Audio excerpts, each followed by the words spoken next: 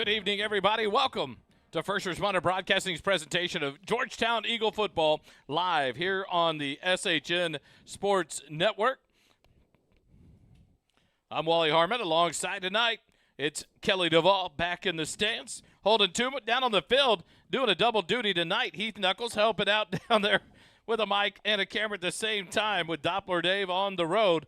And thankfully, our producer and making everything happen behind the scene is Jerry Ann Harmon back here tonight with us at Burkle Backfield. We're in the JCT Memorial Broadcast booth. And, gentlemen, it all comes down to one thing.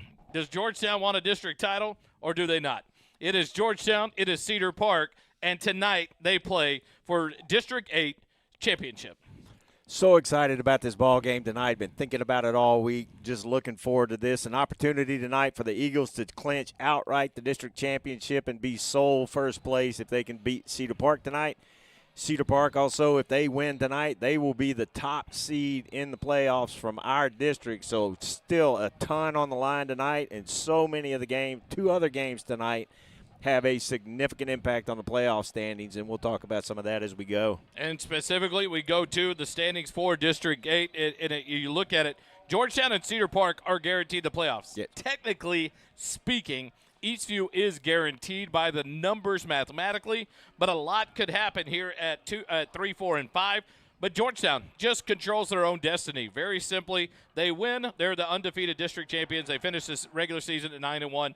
They're the number 1 seed. However, if they win, Cedar Park now no longer becomes the number 2 seed. They drop to the 3 seed with head-to-head battle against Eastview, them having the win, and that will propel Eastview into the 2nd seed as long as they take care of business tonight, holding over at Leander. And so many things on the line for this district. You could sit here and say, man, we know who's in the playoffs. We know that's the funny thing is you could literally put all the dice in the cup, roll it out on the table, and figure out who the seeds are right now, and you would be wrong. We don't know. Until all of these games are over tonight, we know Lake Belton has given themselves a shot to be in the playoffs. They won last night over the Chaparral Bobcats, but Georgetown could just do one thing. They can take care of their own business. They don't have to worry about anybody else. Yeah, that's going to be the biggest focus of this football game. They cannot let this game get any bigger than it is because it's already big enough. Like we've been talking about already, the district championship is on the line tonight. The winner of this will take that 1 spot. And so that's all they need to be focused on. Whatever happens with the rest of the seeding is just going to be that external noise, the external impediments that you don't want to have affect a football team against a very, very talented Cedar Park roster that wants nothing more to avenge last year's loss, come in here and take a district championship away from Georgetown in their home building. You expect to see a Trey Young led offense, really, a Trey Hill led offense by this Cedar Park Timberwolf team as he's finally healthy. In one of the first matchups with Georgetown over the last 3 years, a healthy Trey Hill, Kelly, that's going to be a key. He is running the ball well this year. He stayed healthy, only missing 1 or 2 games with a minor ankle injury earlier in district play. But an opportunity for this Georgetown Eagles to see an athlete in Trey Hill. How do they respond? How does Coach Laux prepare for that and affect a great running game that'll come off the back of and the shoulders of Trey Hill? Yeah, and you know the coaches are focused on that as well. Tonight is really going to be about assignment football, especially on the defensive side of the ball, and trying to block up that running game that Cedar Park is so effective with. 2 really good backs on the field tonight, 1 for each team. Georgetown does have the ability to spell Jet Walker, though, with a couple of running backs that back him up who come in, and we lose very little whenever they come in. So it's going to be interesting to see tonight how that running game affects the outcome. Down on the field, we have Heath Knuckles tonight. Heath, it seems like maybe a tailor-made, ordered-up weather tonight for this fall classic, really, to go for a district championship. Guys, the weather down here is great. It's roughly about 76 degrees.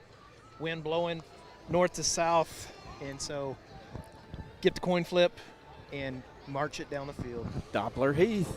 Doppler Heath at the helm. And that's one thing you talk about.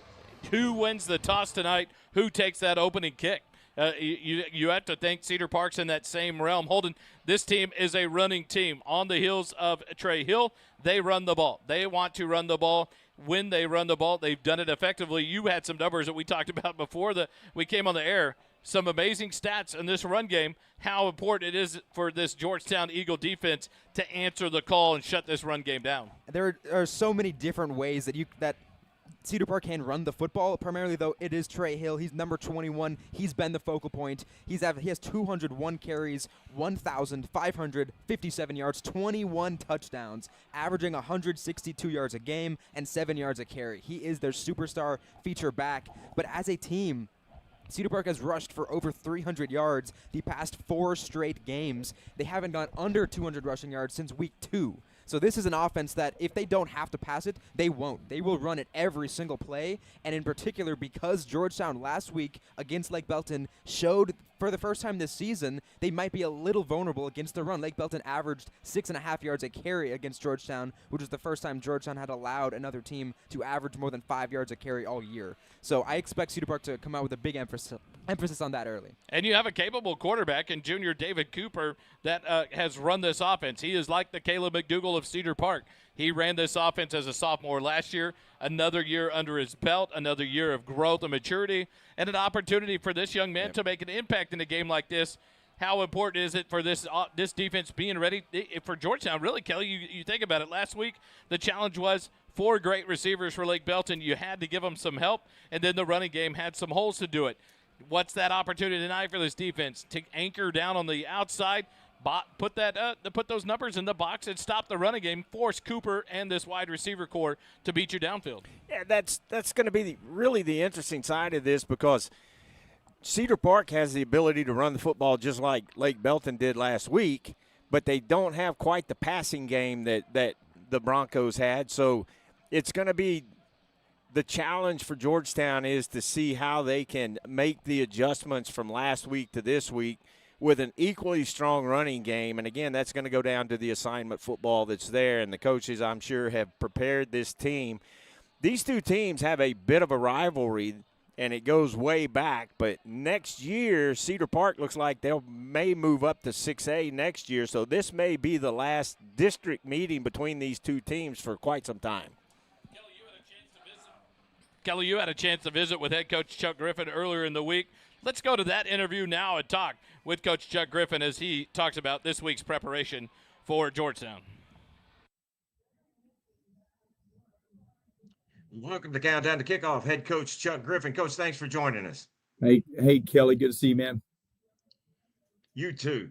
Hey, great win last week over a tough Lake Belton Bronco team. Give us your thoughts on the game last Friday. Really fired up about our guys and the way they played.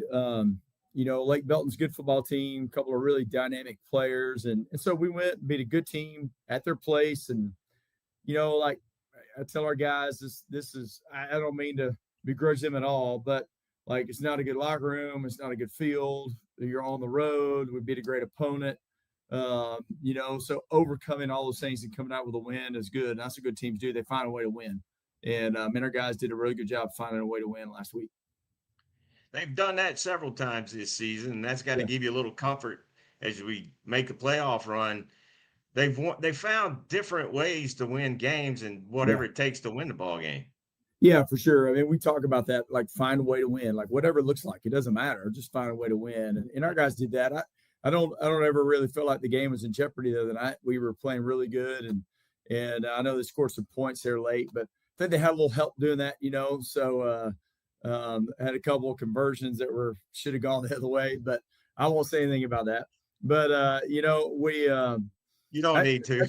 That's just another part of, overcoming those obstacles and winning a big game, right? Overcoming those kind of things too. So we talk about that every week, like play hard no matter what. Good officials calls, bad officials calls. Play hard. You're up 21, you're down 21. Doesn't matter. Play hard, right? And so our kids did a great job of that. Well, you've talked about it numerous times. I know you've talked about it with the team. You control what you control, and that's all you can do. Yep, absolutely. Offensively, high-powered offense last week, putting a lot of yards up, a lot of points on the board, scoring 50 points in the game is amazing. But the Broncos don't have a bad defense, and offensively, you guys were able to do a whole lot on the field. Talk about your offensive performance. Yeah, that all really starts up front. Our offensive line did a great job, making some lanes for us to go run the football and then protecting Caleb, so he could throw the ball around, and then even getting out on some screens. A couple of our big plays were screens. That's linemen running down the field, and so man, those guys had a really big night. And goes to overcoming obstacles. We had one that kind of had the flu, and we had another one that was coming off a sprained ankle, and still be able to go out and do that. That just shows you kind of who they are and the moxie they have. Defensively, some challenges, especially late in the game, with those two really talented receivers that were out there. But the guys hung on and did what they needed to do to win this ball game. Defensively, what did you see? I saw, like you said, like us, just we had to hang on, and we didn't get. We were kind of in a catch-22. We didn't want to bring pressure because we were afraid if those guys got the ball and we got another guy committed to the box, then they might go score. And so we didn't get the pass rush that we wanted to, but our guys did a great job providing enough pressure up front. And we still came out with, I think, 4 sacks on the night, so we came up with enough pressure up front out of those guys that we were able to make some plays in the back end and get them on the ground and make tackles, keep them from scoring too much. But, those guys, you play a guy that's going to Baylor and you play a guy that's got SEC offers, and you're a high school football team, they're going to get open. They're going to be able to do those kind of things. And so for our guys to weather that storm and provide just enough pressure and make just enough tackles to be able to hold them, that's really big.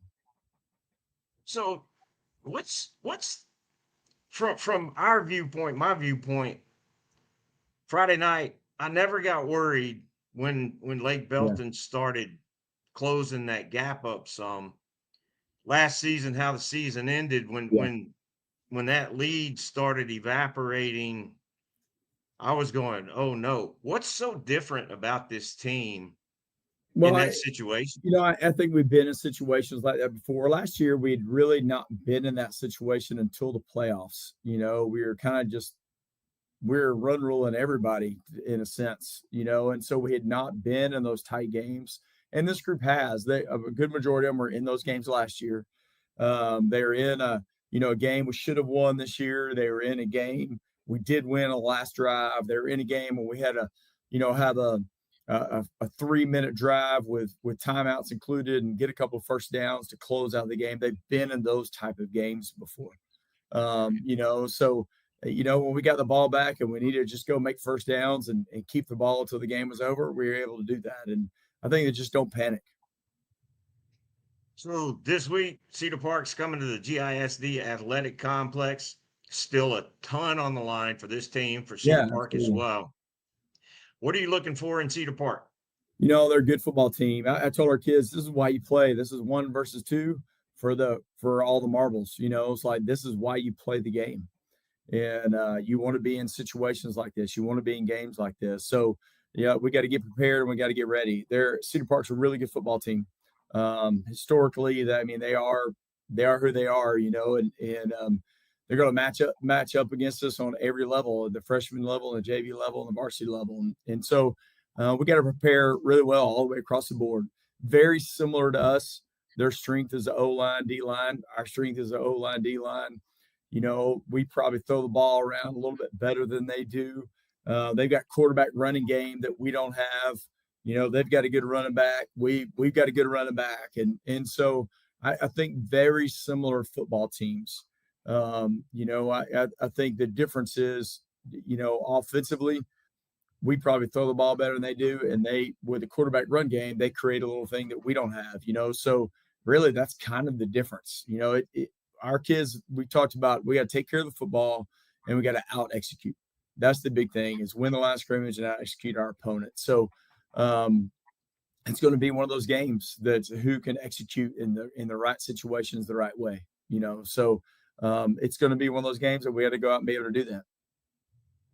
I know it sounds a little bit cliche, but this is the epitome of whoever takes care of their assignments wins this football game. Absolutely. That's the kind of game this is going to be this week. Yeah, looking forward to it. And again, there's so much on the line. For those who may not be familiar, Georgetown beat Cedar Park, and they're outright district champions. And it'll be the first seed. If we don't win, then a share of a district title, but we'll be second in the seeding for playoffs, correct? Yeah. Well, I mean, it's not really a share. It's just theirs. This is winner take all. I guess you could say we got a tied record, but they beat us head to head. So, it really comes down to it's winner take all here. Well, I vote we just take it all. Yep, me too. That's my vote. Coach, who are your players of the game last week? AJ Stevenson did a really good job up front, had 3 tackles, graded out really well. Easton Smith, at linebacker, had 10 tackles, 2 tackles for losses, and kind of played banged up. He got hurt really on the first play of the game and played the whole game that way. Johnny Decker did a really good job on the back end with 2 tackles, 2 assists, a pass breakup. And then our death row player of the game was Tennyson Dean. He had 11.5 tackles, 1 tackle for loss, and 1.5 sacks. San Lopez he was our offensive lineman of the game, did really well. Jet was our back, rushed for 108 yards and 3 touchdowns. Xavier had a huge game, 9 catches for 131 yards and touchdown. And then Caleb had he had his best game of the year, 23, 282 yards and 3 touchdowns. So Fielding Garner was our special teams player of the week with a couple of tackles and a couple of pressures on special teams wise. And so those guys just did a great job for us. Well, Coach, we are looking forward to the ball game on Friday, and as always, wish you guys the best of luck, and hope we hoist that gold ball district championship Friday night. Absolutely. Thanks, Kelly. Yes, sir. Folks, that is head coach Chuck Griffin. Countdown to kickoff continues. Blair Hogue with the Hogue team of Fairway Independent Mortgages, your local lender. With over 22 years of experience, Blair and his team are here to guide you through every step of your home journey. Whether you're buying, refinancing, or pulling equity out for debt consolidation or home improvements. When you think mortgage, think Blair Hogue with the Hogue team. We are conveniently located on the square in Georgetown. Visit us today or call 512-717-9912 and let's get started on your path to home ownership. Holden's first half stats, the third quarter, and post-game wrap-up are brought to you by Graham & Sons Land and Cattle. Graham & Sons is a cow-calf operation here in Central Texas, growing calves, cotton, corn, and wheat for commercial customers. Austin Graham and his team of crazy cowboys and cowgirls produce some of the best-tasting meat the First Responder Broadcasting team has ever eaten. Thank you, Graham & Sons, for your support of our broadcast of Georgetown Eagle football.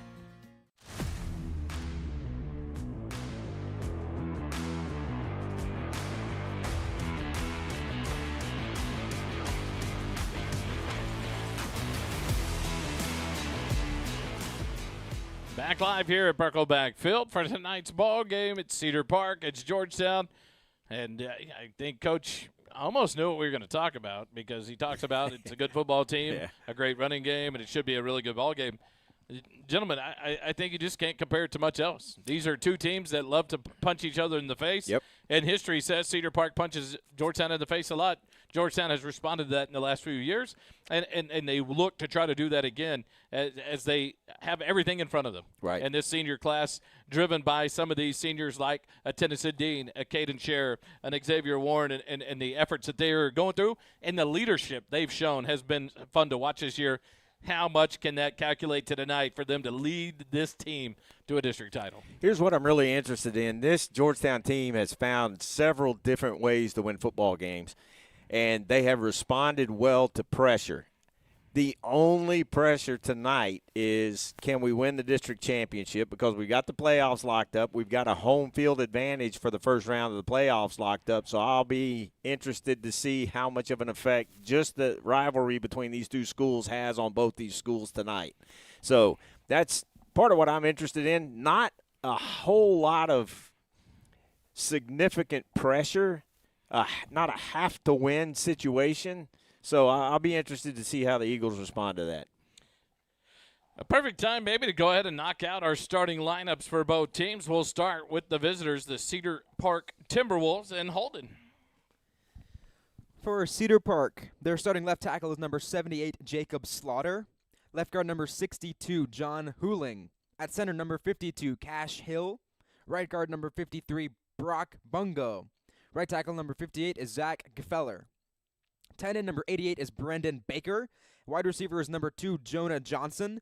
Wide receiver number 84, Braden Johns. And then wide receiver number 7 is going to be Jamal Porter. Running the ball, obviously, 21, Trey Hill. He's their superstar. And then quarterbacking it, It's going to be number 8, David Cooper. Defensively for Cedar Park, defensive end number 99, Brooks Buford. At the nose tackle, number 92, Lucas Bratton. Defensive end number 44 is Jimmy Aluko. Mike linebacker number 9, Jaheim Porter. At Raider, number 15, Deshaun Stewart. The bandit, number 31, is Luke Worley. And then the whip, number 4, is Bennett Patton. For the corners, number 30, Weston Kendrick, and number 5, Ross Searle. And then at the back end, the safeties, number 22, Hayden Hollander, and number 6, C.J. Rogers. The starting lineup for the Georgetown Eagles will come to you in just a minute because I've lost my starting lineup sheet, and we'll figure it out here in just a minute. It disappeared somewhere up here. If you're not ready, there we go. There we go. The starting lineup for your Georgetown Eagles brought to you by Oak Ridge Disciple House. At right tackle, number 71, the big man, Caden Scherer. At right guard, it's Big Tasty, number 77, A.J. Gonzalez. At center, number 76, Ryan Mishcott. At left guard, number 55, Caleb Hennessy. And at left tackle, number 78, Sam Lopez. The tight end H-back, number 2, Regan Terosian. At wide receiver, number 4, Copeland Mandre. At the other side will be number 7, the X-Man, Xavier Warren. In the slot, you'll find either number 2, Regan Terosian, or number 16, the junior, Braylon Westfall. In the backfield, beside your quarterback, you'll find number 28. That's the man right there, Jet Walker. The fullback went in, number 17, Gus Papa Constantino. Common spelling on Papa Constantino. And in the quarterback, the captain of your offense is number 12, the junior, Caleb McDougal. On the defensive side of the ball for your Georgetown Eagles, at the dog is the dog, number 8, Tennyson Dean. At nose tackle, number 99, A.J. Stevenson. At the tackle, number 49, Derek Jones. And the bandit is number 36, Jesse Espinoza. The Mike linebacker, number 34, he's a good one. I tell you what, junior Gavin Smith. The will linebacker, number 14, Landon Hammond. And the hammer, the Sam linebacker, we like to call him the hammer. He hits like a hammer, number 11. That's Cole Mitchell. On one side, the safety, number 19, Johnny Decker. And his opposite on the other side, safety number 20, Reagan Bollinger. The quarterbacks tonight, starting out, number 21, Jihad Abdunur.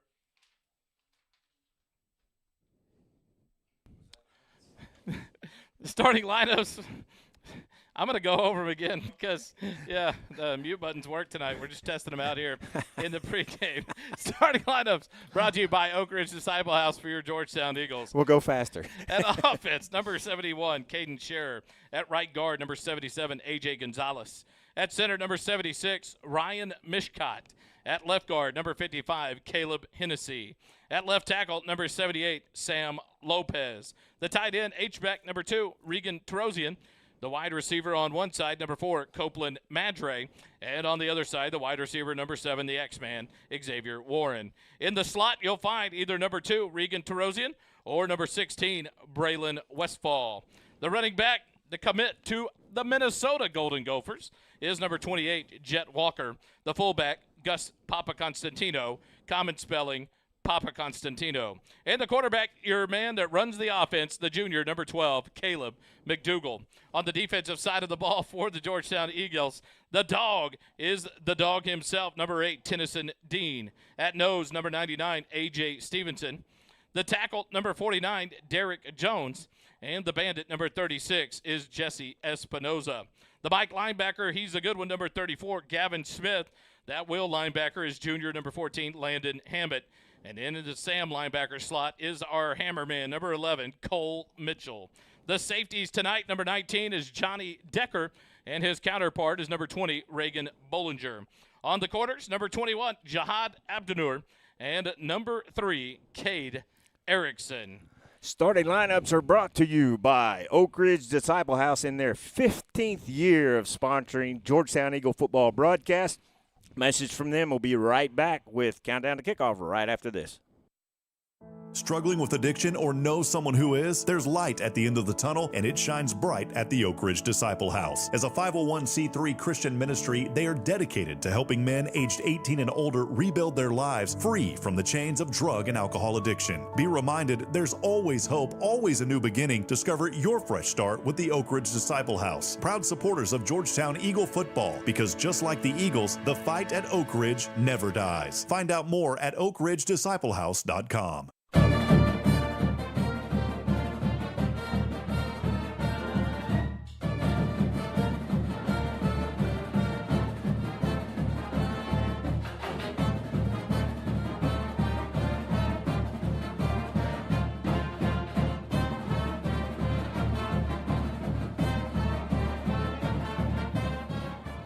back live here at Burkle Backfield inside the JCT Memorial Broadcast booth, brought to you by JMTs as we get closer and closer to the kickoff.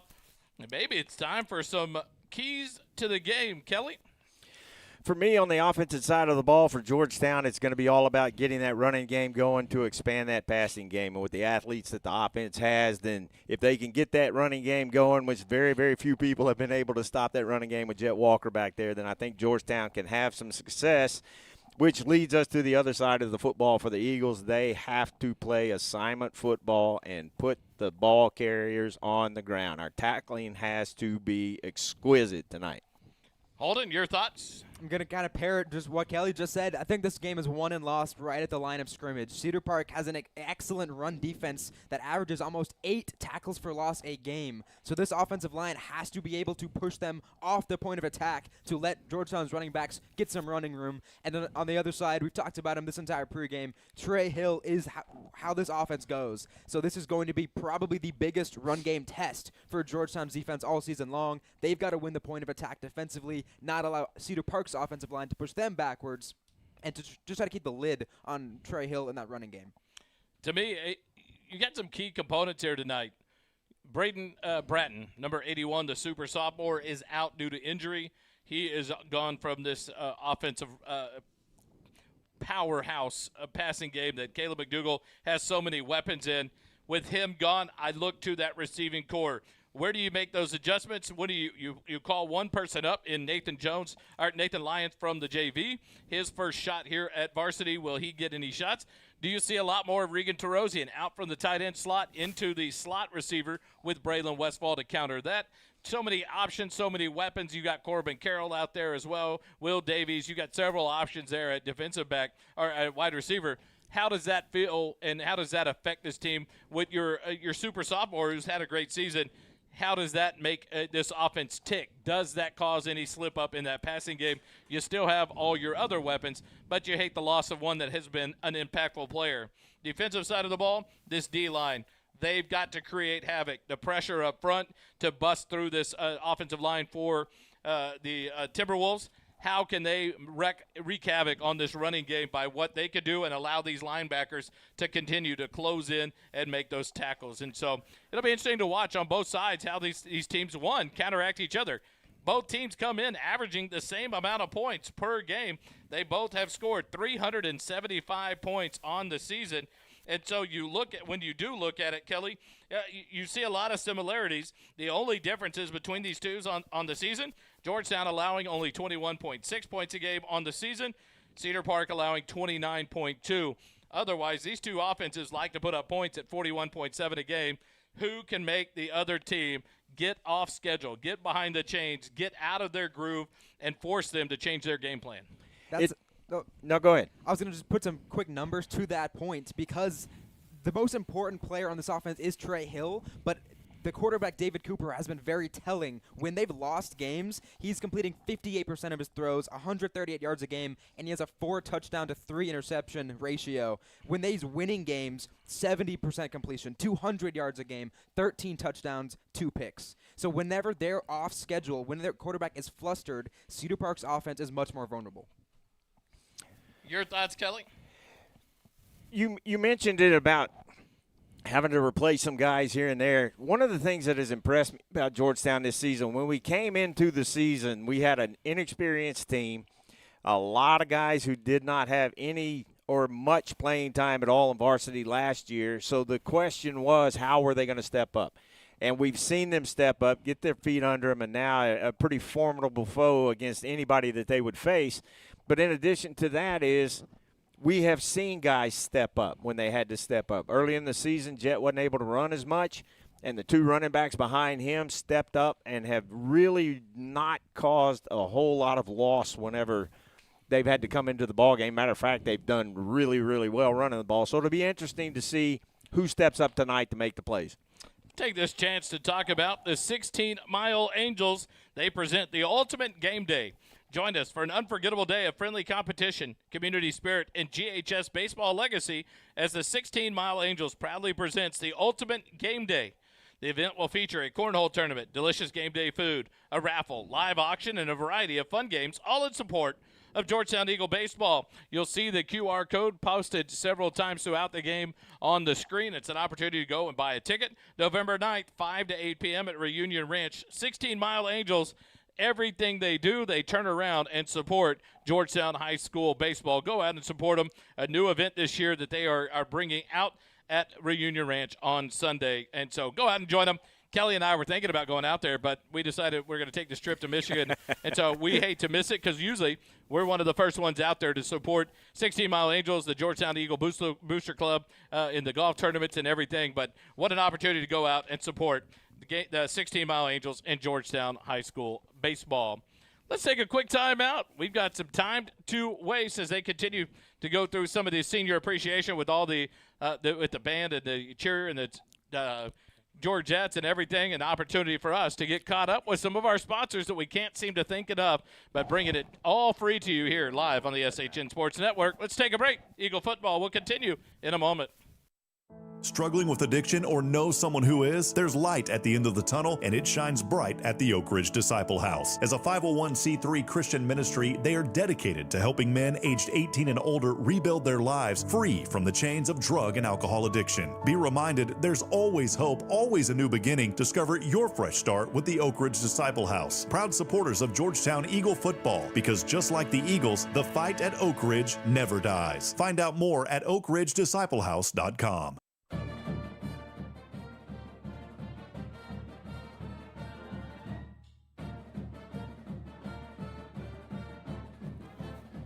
Back live here at Burkle Backfield as we get ready for this district championship matchup. The Cedar Park Eagles in all white with green helmets. The Georgetown Eagles in all blue with silver helmets. And Kelly, some questions popping up, thoughts about the changes coming at the UIL level as it gets ready for realignment in February, I believe it is. Talk about that.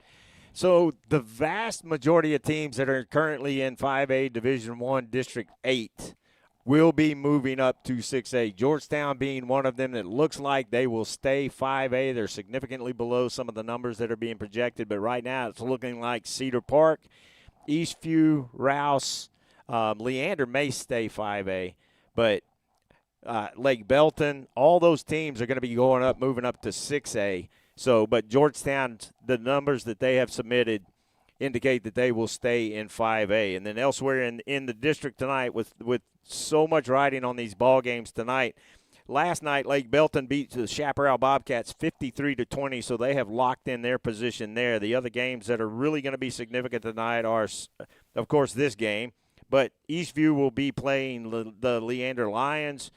The Glen Grizzlies will be taking on Rouse. And those games are going to have some bearing on playoff seeding and who winds up where. But Georgetown, again, is guaranteed first or second in the district. So there will be a home playoff game next Friday. So keep your eyes out for that. And if you can make it out here and support this team in the first round of the playoffs, I know they would absolutely love that. One thing that was confirmed by Coach Chuck Griffin at the coaches show on Wednesday, as we were all never mind. As I was there talking to Coach Griffin, it will be at 7 p.m. next Friday night. It does not matter win, lose, or draw here tonight. It will be 7 p.m. Friday night here at Burkle Backfield. So knowing that, you've got the tailgate starting at about 5 o'clock. That will be down at the outfield of the baseball field on the south end of the stadium. And then the stadium will be lit up again for Friday Night Football, which will be the final home football game of the season, because after that it goes to mutual combat sites for these teams.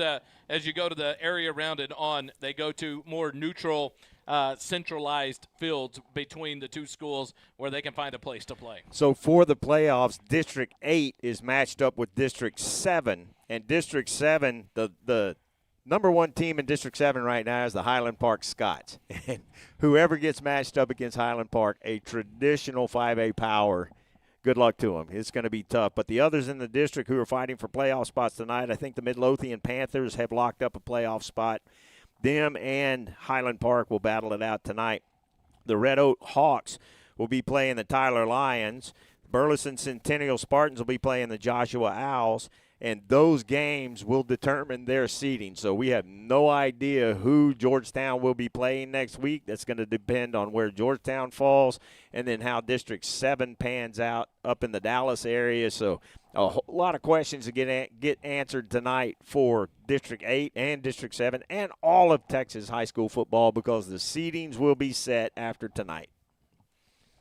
Looking at some of the records for the district matchup as well, that 4 seed, the 1 seed from our district would play, is going to be looking like a pretty lucrative position for a team to be in, which gives this game right here a lot more emphasis, because a lot of those teams are a little bit struggling so far this season. Players are walking out of the locker room right now, about to make their trek through the stadium, their traditional trek through the stadium, and let the fans cheer them on and make it to the opposite end of the field there. Holding this district that District 8 is going to be paired up against, they've got some powerful teams at the top of it, but that 3rd and 4th place team, their records are going to be right around the 500 mark. So it is definitely very important where you are seated, and you know there's some teams pulling for either one of these teams so that they can avoid facing the Highland Park Scots. Down to Heath on the sideline with Coach Chuck Griffin. Heath. Coach, team's out of the locker room. What was the final message? Let's go. This is why you play. Let's go do it. Let's get it. Good luck. All right, thank you. It's very simple, Kelly. Yeah. I mean, and that's the one thing about Coach Griffin we love. And Heath, you get the sense that he's locked in. He walked by at the team walkthrough, just gave a glance at Melanie, his wife, like, hey, it's work time. I'm at work. I'm going to work, and I've got this team locked in. And it's just fun to see these boys. What's the atmosphere like down on the field right now? It's electric down here right now. It all started this morning with breakfast tacos. You can see it in the kids' eyes. They are fired up, and they are ready to bring the wood. Georgetown Eagles coming through the stands right now. Georgetown tonight in the all-blue uniform. They're wearing the blue pants, blue jerseys, silver helmets as they come through the stands right now. Walking through the crowd, the Cedar Park Timberwolves across the way in their inflatable white pants, white jerseys, and it is a kind of a silver or a black helmet across the way with some chrome on it for the Timberwolves. But now the lights start to flash with the hype music playing in the background as your Georgetown Eagles make their way through the stands here at Birkelback Field. Some people may not be familiar with it, Wally, and for those who are not Georgetown fans may not know, Georgetown traditionally doesn't break the blue pants out until the playoffs. But Coach Griffin said they are treating this game like a playoff game, so that's the reason why they're wearing the all blues with the silver helmets tonight. I love that look. So it's going to be blue, white, no chance of mistaking who's who tonight. And it's funny because as we've gone through some of the volleyball playoffs that we've been calling here on the First Responder Broadcasting on the NFHS network, a lot of these teams come in, black spandex, black jersey, black spandex, black jersey, and it's like, please don't cross the net. I'm going to get confused. There is no doubt tonight. Georgetown coming out in that playoff-ready uniform. Cedar Park coming out in their Stormtrooper look with the black helmet, ready to go. Each team knows what's on the line. These kids, they penciled this one. You circle this one, and it's almost like the UIL and District 8 knew what they were doing, making this the final game of the season between these two powerhouses that like to go at it and do battle. And what a night for us to draw it at home here at Birkelback. How big does that play in to the effect of this game, Holden, and having your home crowd here in your own stadium, back home, in your locker room for tonight's finale? I love the decision to bring out those blue pants, to treat this like a playoff game, because I think there is more pressure here on Georgetown than Cedar Park. Cedar Park is right now the 2 seed. At minimum, they're not going to drop from that position. And so Georgetown at home now, trying to defend their undefeated district record, I think there's more pressure on the Eagles to go out here, perform their style of game, and maintain this win streak going into the playoffs next week. Because the last thing you want to do right before playoffs is have another team come into your building, take your district championship from you, and then you have to go back to that same building next week and play a playoff game. So I think there is more pressure on the Eagles, so I like the response from Coach Griffin, bringing out the blue pants, treating this like the important game that it really is. I'll flip and play the devil's advocate with you. I think the pressure's on Cedar Park here. You've faltered when you should have beaten an Eastview team, and they beat you at home. You have a lot to play for. If you lose, you are the 3 seed and play on the road if you're Cedar Park. You don't get a home game. If you lose to Georgetown, you drop to number 3. You go play on the road against a Midlothian team that gets to play at their home field away from Cedar Park that now you have to travel again back-to-back weeks. I think Cedar Park has that pressure on them. Georgetown has it. They have the pressure of not letting this just be another game because, hey, we're at home no matter what. Georgetown's either the 1 seed or the 2 seed. Cedar Park says if we don't win, Eastview gets to play at home. We get to get in that yellow dog and head up the road to Midlothian. I see that pressure on them. Georgetown has 7 wins in their pocket in a row. They're playing with a different passion. When they came out, I think we would all agree, back in the game against Leander, the intensity that came through the eyes of those players as they bust through the sign here out of the inflatable. You had an intensity in these players' eyes from that first week, and it hasn't seemed to change. And I'm hoping that's the passion this team plays with, saying, hey, we're on our home field. I don't care who that team is. Let's go win a gold ball, put it on the shelf, and get ready for the second one to come around. It'll be fun to watch. Either way, both these teams have a lot of pride on the line as well. Cedar Park, the history. Coach Quintero knows the history of the battles between Georgetown and Cedar Park. He knows what's been going on in this tradition, even in his 5th season here. Coach Chuck Griffin, well aware of what this challenge is and of what this is, but what a job he does to keep these kids level on that. Who's the team? It doesn't matter. It's another opponent that we want to go out and win. I think it's going to be important for whoever gets the ball first, and we'll find that out in just a couple of minutes, to put some points on the board. And that's why Coach Griffin loves to have the ball first, to try to put pressure on the other team. So you can't always write a whole lot into what that first series means, but it's going to be really important tonight. We get ready for tonight's national anthem as the colors will be presented here from the north end zone out to the field. And we will get ready for us to go to our national anthem here in just a moment. But Georgetown. You know, Wally, we got set up early tonight, had a plenty long pregame show. I'm sick of it. I'm ready for football. Let's go, man. You felt the energy. We went down while you were finalizing some things up here in the booth early, down to the tailgate, and you get a sense of the family and a sense of the parents. Man, the intensity of some of these parents ready to go today, ready for what these kids are facing, the battle that they're coming out here to play, the excitement level. You can only imagine it bleeds down into that locker room, into that these uniforms, these kids ready to go. All the flags presented out to the 30-yard line, and tonight's national anthem.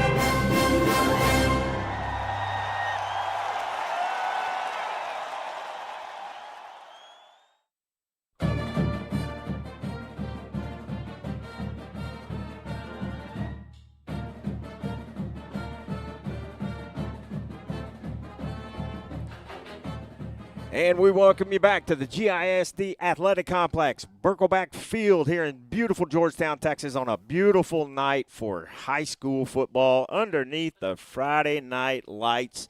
Excited for this ball game tonight.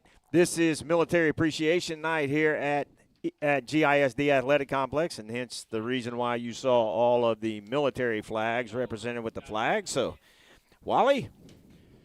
The captains for the Cedar Park Timberwolves, number 4, Bennett Patton. Number 22 is Hayden Hollander. Number 78 is Jacob Slaughter. And number 22, number 8, David Cooper, the quarterback. The captains for your Georgetown Eagles, number 7, Xavier Warren. Number 8, Tennyson Dean. Number 71, Caden Sheriff. And number 78, Sam Lopez. We'll go down to the field. We already know what's going to happen. We're going to play this out, all right? That's heads and that's tails. What are you going to call? Heads. All right, we're going to go heads. We're going to pretend it is heads, and you've won, and you would like to receive. Yes, sir. Georgetown has won the toss. So Georgetown wins the opening toss, and they elect to receive the opening kickoff. That surprises no one. Exactly right. Coach Chuck Griffin likes the second wave of captains for Georgetown.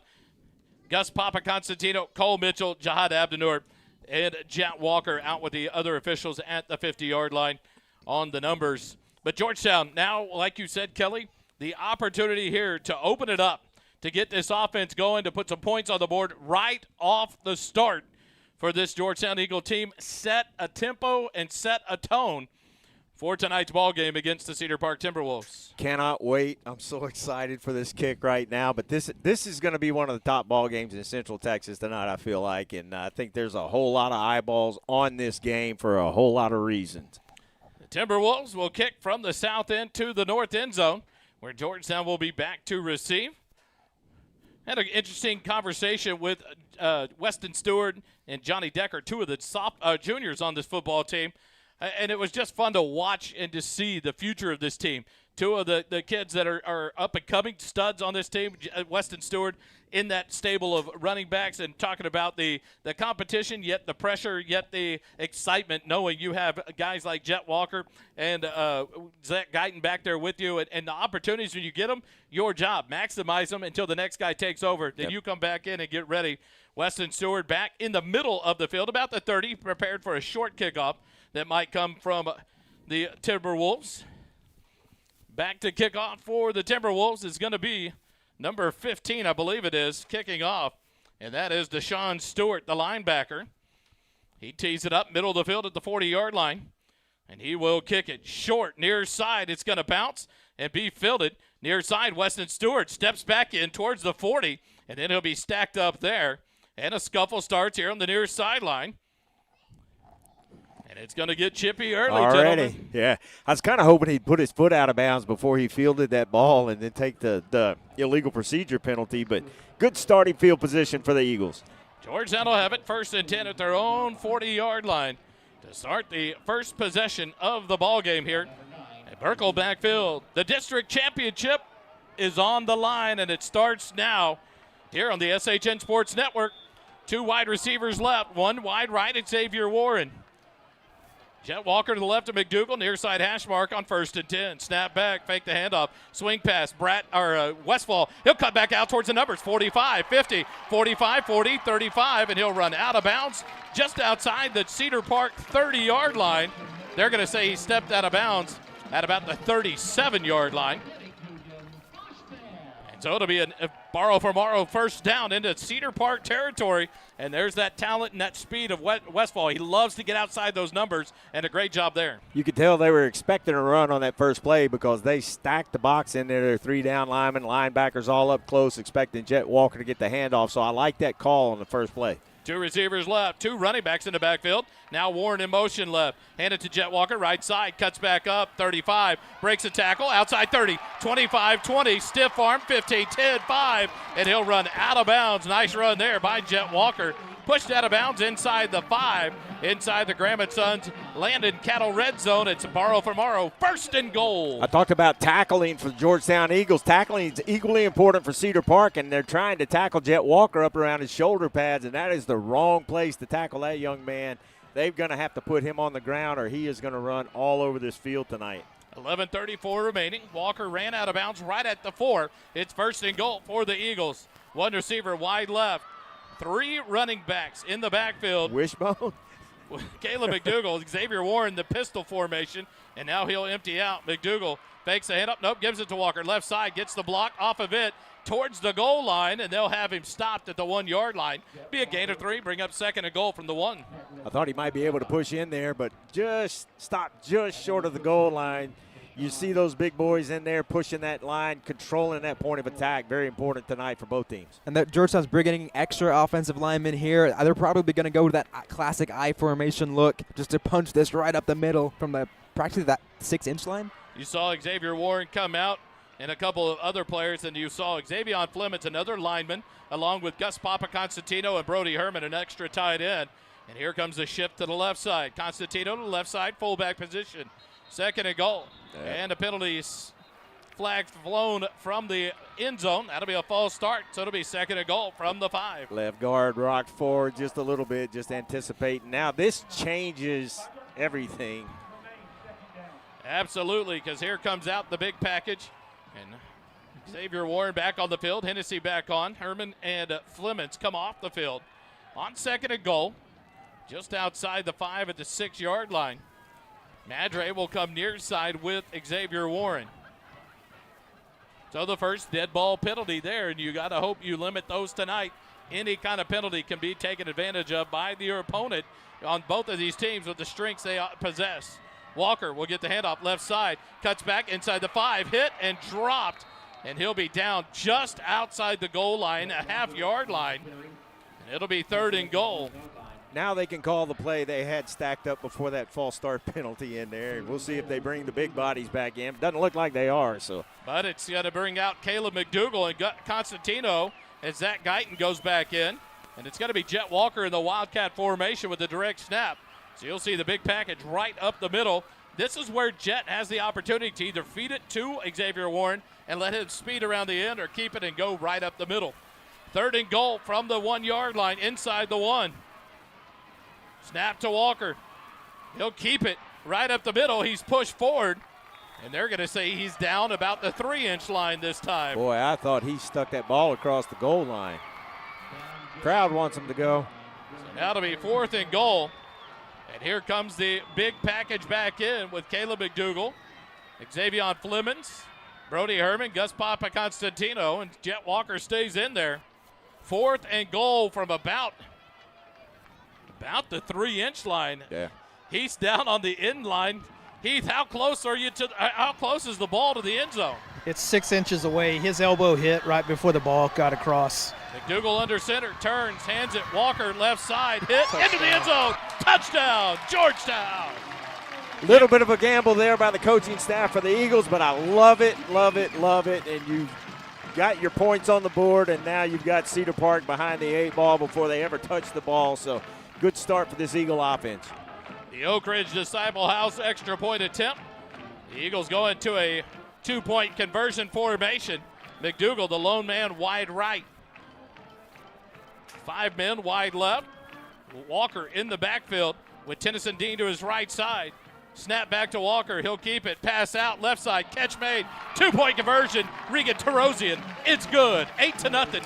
Georgetown leads it with 9:09 remaining in the first quarter. Quick timeout. Eagle football will continue in just a moment.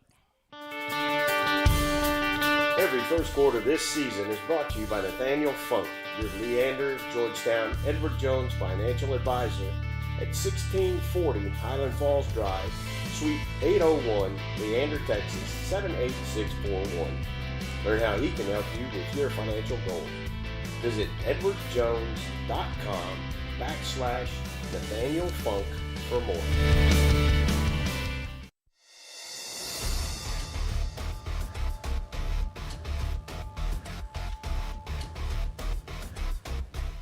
Back live, Burkle backfield for the Holden Tumor Georgetown scoring drive summary. It took a little bit longer than I thought it would, given those first two plays. It was a 6-play, 60-yard touchdown drive. Took 2:51 off the clock. Georgetown goes up 8-0 with that 2-point conversion, and I love that decision to go for it. 4th and 1, for 4th and 6 inches essentially there. But you've got this home field, district champs on the line, essentially a rivalry game here. Love the decision to put the ball in the hands of your guys. Trust them to get 6 inches. They punch it into the end zone.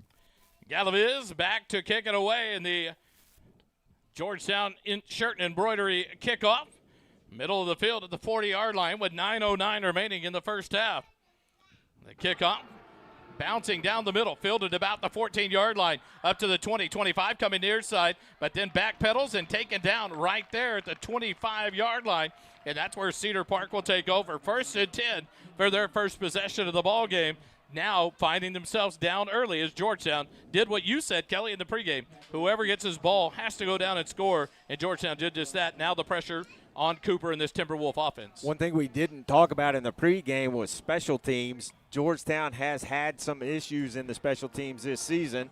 They've had games where they've played brilliantly, and then they've had games where we're just scratching our heads. So special teams could very well be a factor tonight. Cooper gets the snap. Quick pass, left flat, catch made up at about the 28-yard line by number 2. Woo, that shot out of my hands. Jonah Johnson, the junior wide receiver. That'll be a gain of about 3. Bring up 2nd and 7 for the Timberwolves. So we saw both of these offenses that are known for running the ball go to a pass play on the first set just to try to tendency break and make the defense on their heels a little bit. Trey Hill to the right of Cooper in the backfield. Near side hash mark on 2nd and 7. Hand it to Trey Hill right up the middle. Piles past the 30, stacked up, and then pushed back. They'll give him the 32-yard line, and that'll bring up 3rd and 3 here for the Timberwolves. The clock ticks under 8:25 remaining in the first quarter. This is one of the things that you like when you do get the ball at the very beginning. It's 3rd and 3 now in their own end of the field for Cedar Park, and that kind of makes this a pretty big 3rd down early in the ball game. 2 men wide right, 1 man wide left. Trey Hill to the left of Cooper, near side hash mark. Now man in motion to the left on 3rd and 3. Snap back, Trey Hill, right side. Nope, Cooper kept it. Hit it, stuck! He didn't get it! Cole Mitchell, that's a horrible Look at that spot. Good night. Coach Griffin is out at the numbers in the ear of the line judge. That was horrible. Cole Mitchell popped Cooper at the 34-yard line and drove him backwards.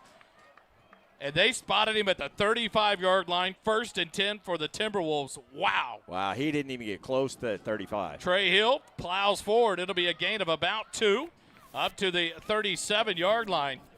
But what a break there for the Timberwolves. Wow. It would have been 4th and 1 at their own 34-yard line, and they get the generous spot on the road at Berkelback Field. 2nd and 8 now for the Timberwolves. 2 men right, 1 left. Trey Hill to the right of Cooper. Snap back, hand it to Cooper, left side. Hit, dropped at the 39-yard line. These spots are horrible. They give him the 40 on that. He was hit at the 39. 3rd and 5. Another big 3rd down here, but man, I'll tell you what. Yeah. Coach Griffin, he's got Gandy in the ear of the line judge now. 2 men wide left, 1 receiver wide right. Trey Hill to the left of Cooper, 3rd and 5. Man in motion right side. Snap, faked handoff, looking to pass. Cooper scrambles right, has time, throws across the middle, catch made, and then Coop just leveled by Cole Mitchell. Number 84 on the catch, Braden Johns, the junior wide receiver. And a big 1st down. What a job by Cooper there. Got out of the pocket, found the open receiver for the big 1st down. Snap back, Trey Hill right up the middle. Plows forward, and he'll get inside the Eagle 45 down to the 42-yard line. That'll be a gain of about 4. Bring up 2nd and 6 for the Timberwolves. And you see them add a little bit of tempo there to try to do something, and they get a pretty decent gain. So now it's 2nd and medium.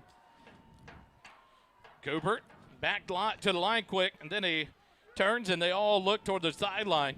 2nd and 6 from the Georgetown 42. 6 minutes remaining as the clock runs here in the first quarter. Snap back, hand it to Trey Hill, left side. Gets a hole up to the 40, and that ends quickly there. It'll be a gain of 2. So that'll bring up another big 3rd down. 3rd and 4 here for the Timberwolves. They've converted the 2 in a row. Now this Georgetown Eagle offense has got to make a stand. So far, this Georgetown defense has had multiple guys around Trey Hill every time he's ran the ball. Gang tackling is the key right now to prevent these explosive runs from popping off. 5:25 remaining. The clock runs. One receiver left, one right. Tight formation on 3rd and 4. Cooper hands it. Trey Hill, right side, plows forward. He'll get 2 yards up to the 38-yard line, and that'll be 4th and 2 for the Timberwolves. So Coach Quintero, decision here on 4th and 2. You know, with everything on the line tonight, they're going to keep this offense on the field, try to convert this. One receiver left, one right. Cooper, snap back. Trey Hill right up the middle, hit, spins, and he's going to get the spot up to the 36-yard line. Generous spot. We'll see right where they put it down, and they may come out and measure here. Nope. The initial contact was before the line, but Hill bounced off and just kind of drove backwards to make it at least close to that line to gain. So discussion here. They gave him, he was a yard short, Wally. He was a yard short. Oh, my goodness. Coach Griffin is beside himself. He is in the ear of the near side line judge. I think he's talking about that's the 3rd time in a row. You've spotted it bad.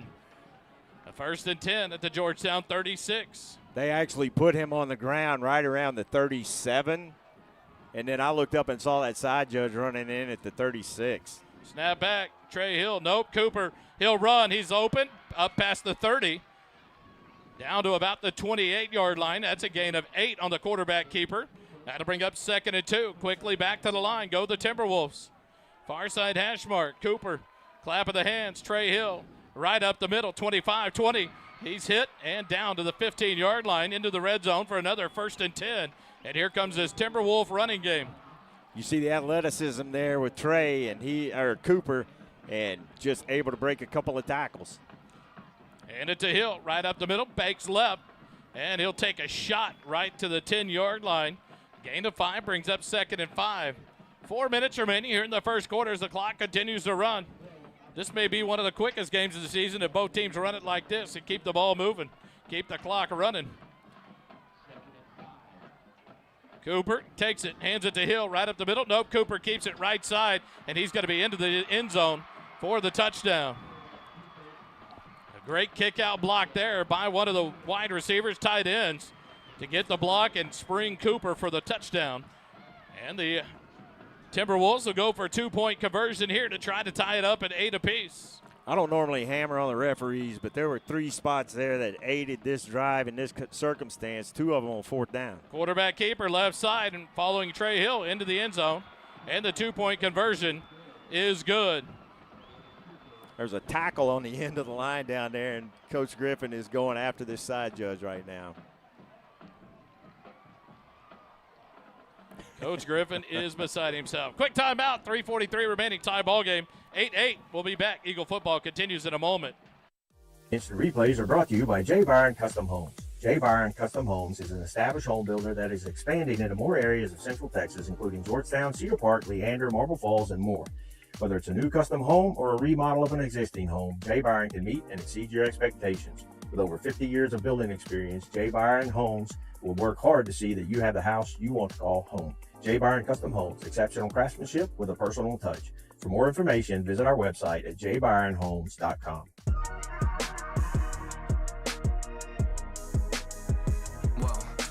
Back live, Burkle backfield, the Holden Tuma for the Timberwolves scoring drive. Very impressive drive, 14 plays, went 75 yards, took 5:26 off the clock, and I was really intrigued by Cedar Park blending in tempo with a run-heavy offense, because usually when you have that run-heavy offense, you want to go slow. You want to kind of end the game quicker, but by blending in some tempo to catch some defense off guard, they didn't score as slowly as they could have. Maybe an interesting wrinkle to monitor throughout this game. Deshaun Stewart will kick it away. Higher to the near side, fielded at the 22-yard line. 25 up to the 30, breaks to the outside, up to the 35. I want to take this chance to welcome in all the Cedar Park fans listening to the free broadcast here on the SHN Sports Network. We don't charge a monthly subscription like Viper and FHS. Thanks for joining us tonight. We bring it to you free thanks to our sponsors here at Georgetown High School. We love having you come in and join the game with us. It should be a doozy. Thanks for joining in. 1st and 10, the Eagles take over at their own 35-yard line. 3:37 remaining here in the first quarter. 8-8 your score. Both teams with good scoring drives to open up their first possession of the ball game. Now Georgetown's offense on the field for the second time. This is really the start we expected from both these teams, wanting to come in here. Both of them clearly put up points. 2 receivers left. Walker to the left of McDougal, near side hash mark. Turn. Walker gets a handoff, and he's hit and dropped for a loss. 2 yards back to the 33-yard line. 2 very slow developing play there. McDougal couldn't make the decision not to pull it out or keep it, give it to Walker. And by the time Walker got free of McDougal, he was already stacked up. That Timberwolf front was able to push the O-line back and stop that before it could get going. And that's what Cedar Park's defensive line excels at. They average almost 8 tackles for loss a game. They get their first one late in this first quarter. That's going to be something to monitor as well. 3 receivers left, 1 right. Walker to the right of McDougal on 2nd and 12. Snap back, hand it to Walker. Left side, 25, 35, 40, 45, 50, and he broke a tackle and just lost his balance, but did a great job of keeping the pad level low to break through the tackles into Cedar Park territory for a borrow from Morrow first down. And here is some tempo by the Georgetown offense. Eagles will stay, 3 left, 1 right. Turn, hand it to Walker, left side. Gets outside a block, runs over a man, 35 or 45, and he'll be down at the 43-yard line. One defender paid the price there as Jet Walker lowered the shoulder. Gain of 5, bring up 2nd and 5. Guyton in. Walker will get a break here. As now Copeland Madre comes wide right with Braylon Westfall. Xavier Warren, the lone receiver, wide left. It has gotten a little chippy already, and last week Georgetown was in a very chippy game against Lake Belton. A ton of penalties got thrown, something they're going to have to keep their cool heads on here tonight. Far side hash mark on 2nd and 5. Guyton to the right, empties out. McDougal the snap back, looks left. He's got a man wide open. It's Xavier Warren. Hit him. It's a touchdown. No! Xavier Warren couldn't bring it in. He had no one within 15 yards. That'll bring up 3rd and 5 here for the Eagles. That might be a play you have to circle. Wow, you're not going to see that many times. But Xavier Warren doesn't haul it in. Now the Eagles have a 3rd and 5 from the 43-yard line of Cedar Park. Yeah, those are the situations in a bust-in coverage when you've got somebody that open. It's just a play you've got to connect on. And if Georgetown's not able to convert this into the end zone, that might be a monumental game-shifting play. Switch in motion here. Guyton to the right of McDougal. 2 receivers right, 1 left. Snap back, McDougal. Pass across the middle, and Braylon Westfall drops it. 2 drops in a row, and now it's 4th and 5. From the Cedar Park 43. 2 big drops from usually very reliable receivers, and you wonder if it's nerves or if they having trouble seeing the football, but those 2 drops you cannot have and hope to beat this Cedar Park team. And those aren't even like the rotational guys who are stepping up in the absence of Braden Bratton. Those are our 2 day 1 starting guys, Xavier Warren and Braylon Westfall, dropping 2 big passes now leads to this very crucial 4th down. Warren, the lone receiver, right. Madre, wide left. Westfall in motion, right side. Offsides on the defense. Free play here. McDougal throws it up. Catch made at the 35. Westfall dropped it again. And a late hit on McDougal in the backfield. And number 15 gets a warning from the referee. No flag. Or no, not McDougal. He hit Guyton and jumped on him. Okay. So they let that one go. But that's 3 passes in a row.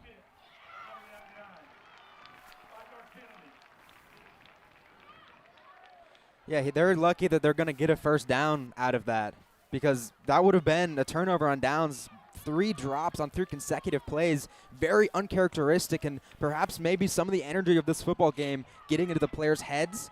And the issue, whenever you're a playing receiver and you drop one ball, you start getting in your own head about it. You start overthinking it, and then you drop another like we saw there. It's got to be something the senior leaders, the coaching staff gets a grip on early to reinstill some confidence. Maybe look for a quick, easy throw. 2 receivers left, 2 right. Nate Lyons in for the first time. Called up this week with the injury to Bratton. Snap back, hand it to Jet Walker. No, pass out. Warren makes a man miss at the 35, and he'll drag a man forward before being gang tackled up to the 32-yard line. That'll be a nice gain of about 6 on that first down. It'll bring up 2nd and 4 for Georgetown. Inside a minute and a half remaining here in the first quarter. A lot of times Xavier will break that to the outside, but he took a step out and then cut back in, and that's why the defender was not able to put him on the ground right away and keep that gain from being a little bit more. So good job by X there changing things up a little bit. Eagles take their time here as the clock ticks under 1:10 remaining in the first quarter. 2nd and 4 from the 32 of Cedar Park. Eagles break the huddle. Kind of a tight bunch formation with 2 receivers left. Snap back, McDougal pitches it to Warren on the end around. He's got a block, 30, 25, 20, outside the numbers, 15, 10, 5. Hold. And a hold on the outside. They're going to call it on the Eagles. Still be a first down, but there was definitely a hold out I think there. they're going to get Guyton on that far edge, who had a great block, but whenever the defender was trying to break free to go make a play, he just hooked him just enough to draw that penalty. I think they may get it on Caden Scherer downfield on the hold. They did get it on Guyton. Still results in a first down, so Georgetown will get the first down. It takes a touchdown off the field, off the board. But then you look at it now. The drop touchdown catch by Xavier Warren, and now a touchdown pitch catch to Xavier Warren erased on a holding penalty. This offense has to put it in the end zone on this drive to make sure they counter all the mistakes that have happened, and yet still another first down. Brought to you by Borrow for Morrow, Matt Borrow, outside the 25 at the 26-yard line of Cedar Park. If you're going to get a hold, hey, Coach, but it was a first down anyway. Yeah. It was a touchdown, but it was a first down, Yeah. Coach. 1st and 10, 2 receivers right. Snap, handed off. Walker right side, has a block, tries to get outside the numbers. Someone goes low, doesn't get the tackle, 25, 20, and then obliterates 2 defenders. Number 26 and number 6.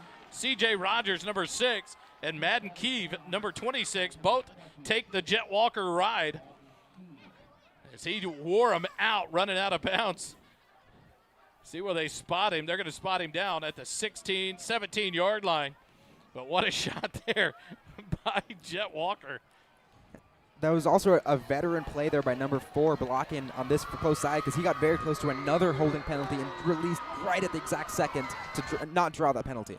2nd and 1 from the 17-yard line. Fake the handoff. McDougal wide open, throws it in the corner, and no one was there. He had a man wide open in the back of the end zone. McDougal could have run for 10 more yards, but throws it up over the head of Xavier Warren, who was double teamed. Not sure where that play went or what happened. But that'll bring up 3rd and 1 now from the 17-yard line inside the Graham & Sons Land and Cattle red zone. I think Georgetown can really use this quarter break just to try to rally themselves together, let the coaching staff talk to the guys a little bit, because they seem pretty rattled right now. 3rd and 1 from the 17. Kelly will join us back here in a minute. You guys quit texting him. No, I'm taking care of an issue. Folks, we appreciate everybody watching. I'll wait till after this play. Handed off, Walker right side, runs over a defender, pushes forward. And now he backs the spot up. He was forward to almost the 15-yard line and then backed up based on where Walker was pushed. Folks, we appreciate everybody watching our broadcast. We love bringing these games to you, but please keep the chat appropriate and classy. There's some inappropriate stuff going on in the chat, and we don't want to have to shut the chat down. So please keep it classy so everybody can have some good-natured banter. The first quarter comes to an end. It'll be 4th and 1 for the Eagles when we come back. Georgetown football continues in a moment. At Mesquite Creek Outfitters, we bring community together in a casual environment to share the love of gear and apparel, great drinks, and friendship. Located at 704 South Austin Avenue in Georgetown, Mesquite Creek Outfitters is the place to enjoy our drinks and light food menu, shop our unique men's and women's apparel, and visit with friends and family. Visit the website at mesquitecreekoutfitters.com or stop by and say hello. MCO is proud to sponsor First Responders Broadcasting presentation of Georgetown Eagles football.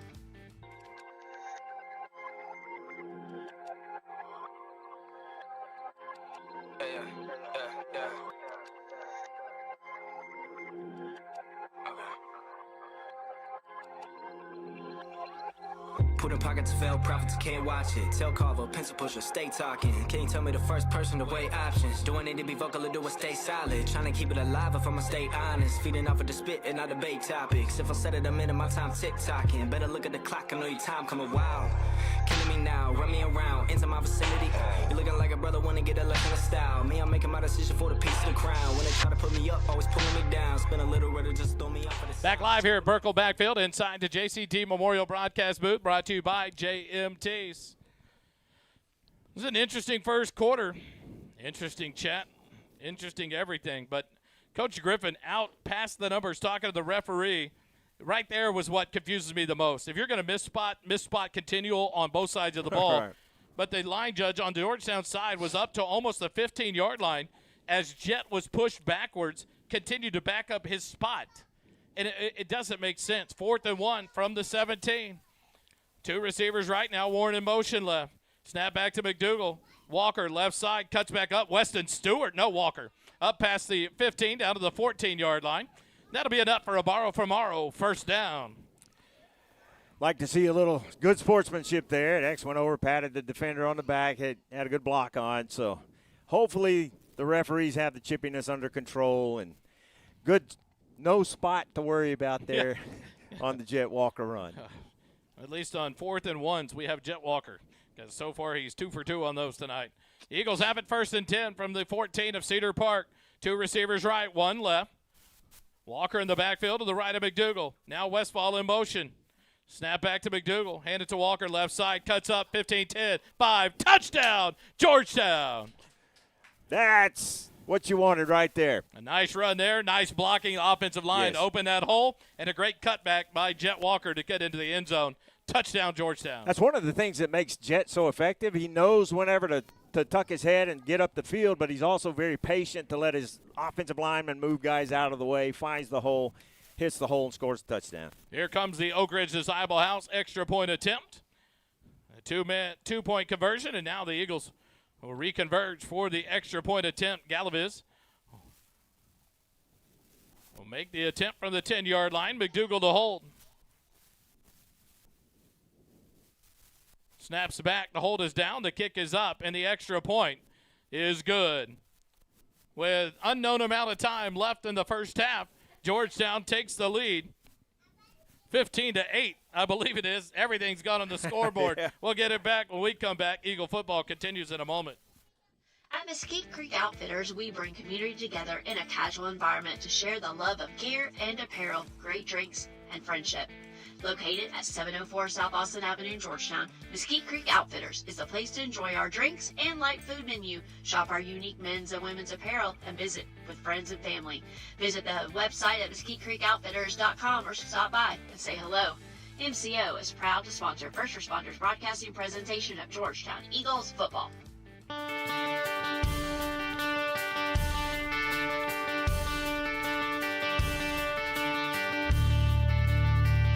Back live here at Burkle Backfield. The Eagles will kick it away, holding the touchdown scoring drive summary. That last drive was 12 plays, 65 yards, took 4:18 off the clock. Enters the second quarter. Jet Walker at 12 carries, 90 yards, 2 touchdowns, averaging 7.5. And right now, Georgetown's offensive line winning the point of attack offensively, but defensively, Cedar Park has had some success on that first drive. We're going to look to see what adjustments have been made to start the second drive to hopefully maintain that lead for the Eagles. Georgetown t-shirt and embroidery. The scoreboard back up. It's 15-8. 11:02 remaining as Galaviz will kick it away for the Eagles. High kick, far side, will be fielded at the 13-yard line on the run. Up past the 15-20, coming near side. Hit and spins out of it, but then stacked up at the 23-yard line. And those Cedar Park Timberwolves will take over. 1st and 10 at their own 23. The return for Jonah Johnson of Cedar Park. And so I will say just really quick, that touchdown was scored with 11:25 on the clock. So about 23 seconds got burned while they were trying to reboot that scoreboard. Potentially something to keep in mind as we head into halftime. Who might need those 23 seconds more? Timberwolves come out for their second possession of the ball game.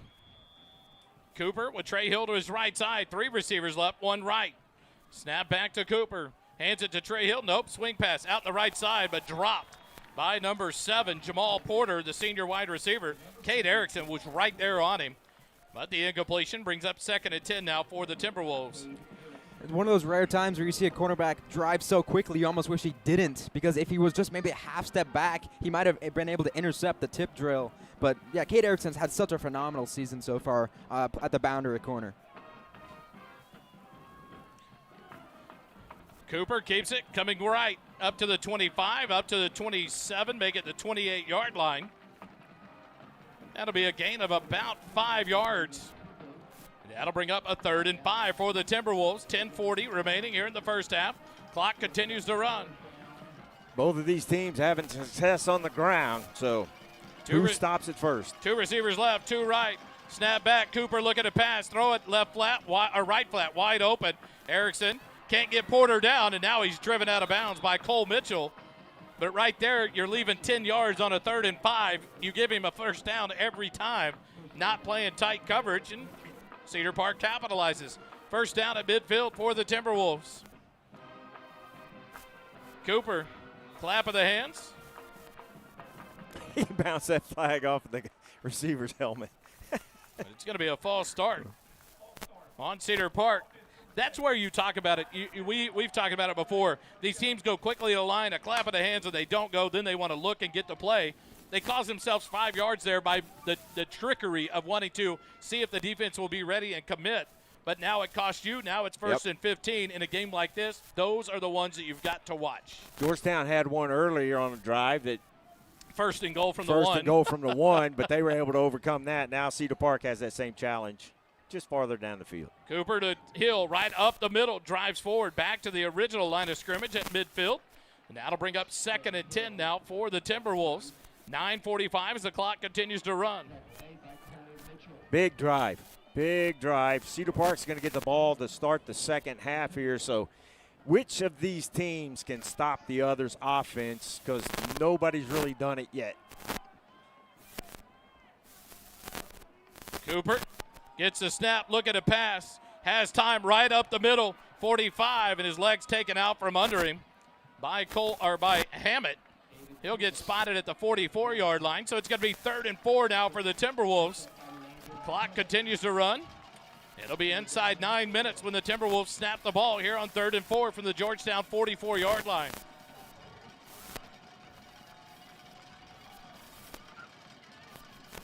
Clap of the hands, and now the offense looks towards the far sideline to get the call.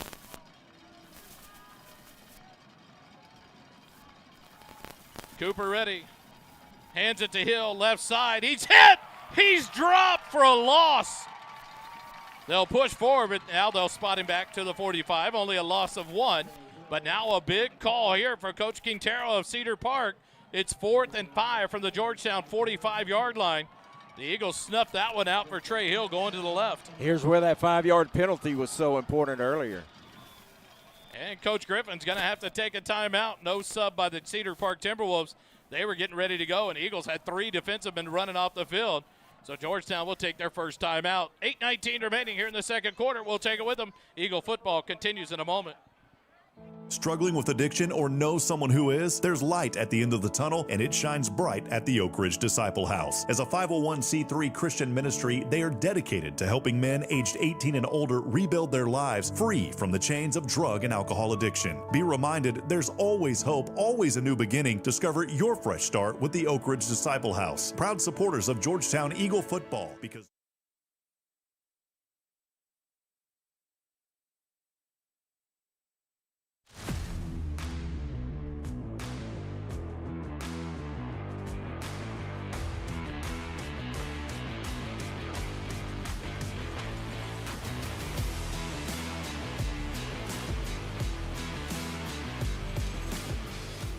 back out of the timeout.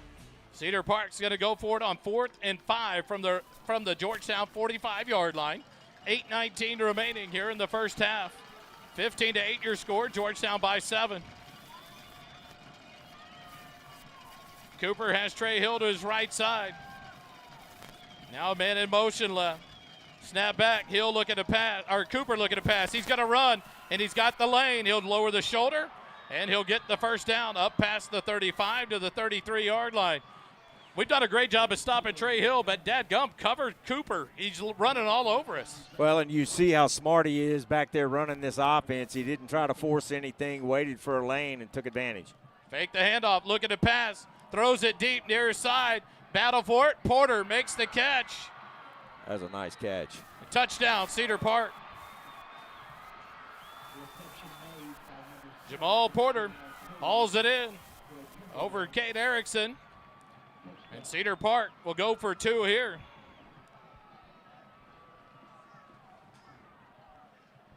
$7:55 remaining. They'll try to take the lead, 16-15.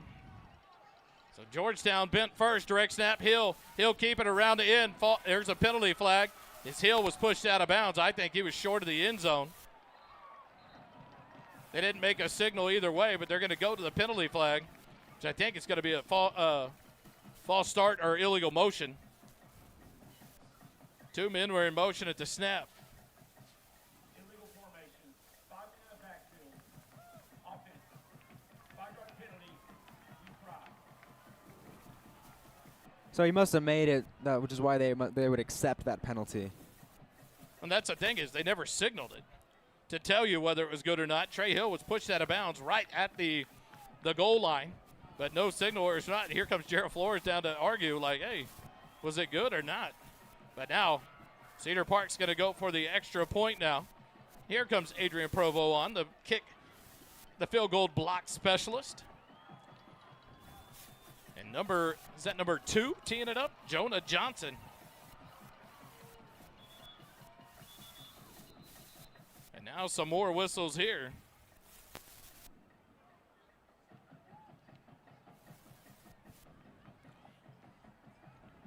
So back them up. The ball will be set at the 15-yard line. It'll be a 25-yard extra point attempt. Johnson's extra point is up, and it is no good. Wide right. So Georgetown leads it 15-14. So a big penalty backs them up. They go for the extra point. It's no good. And Georgetown stays in the lead by 1. Quick timeout. Eagle football continues in a moment. At Mesquite Creek Outfitters, we bring community together in a casual environment to share the love of gear and apparel, great drinks, and friendship. Located at 704 South Austin Avenue in Georgetown, Mesquite Creek Outfitters is the place to enjoy our drinks and light food menu, shop our unique men's and women's apparel, and visit with friends and family. Visit the website at mesquiteCreekOutfitters.com or stop by and say hello. MCO is proud to sponsor First Responders Broadcasting presentation of Georgetown Eagles football.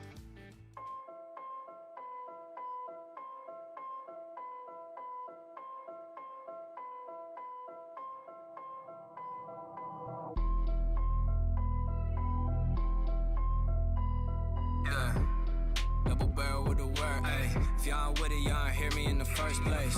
Independent, they gon' sign you in the worst way. Back live here at Birkelback Field. A scoring drive summary by Holden. That last drive for Cedar Park, 8 plays, 77 yards, took 3:16 off the clock. Mobile quarterbacks have been an issue for Georgetown defensively, and right now David Cooper's running it well, 6 carries, 44, and a score. Run game right now working for both sides.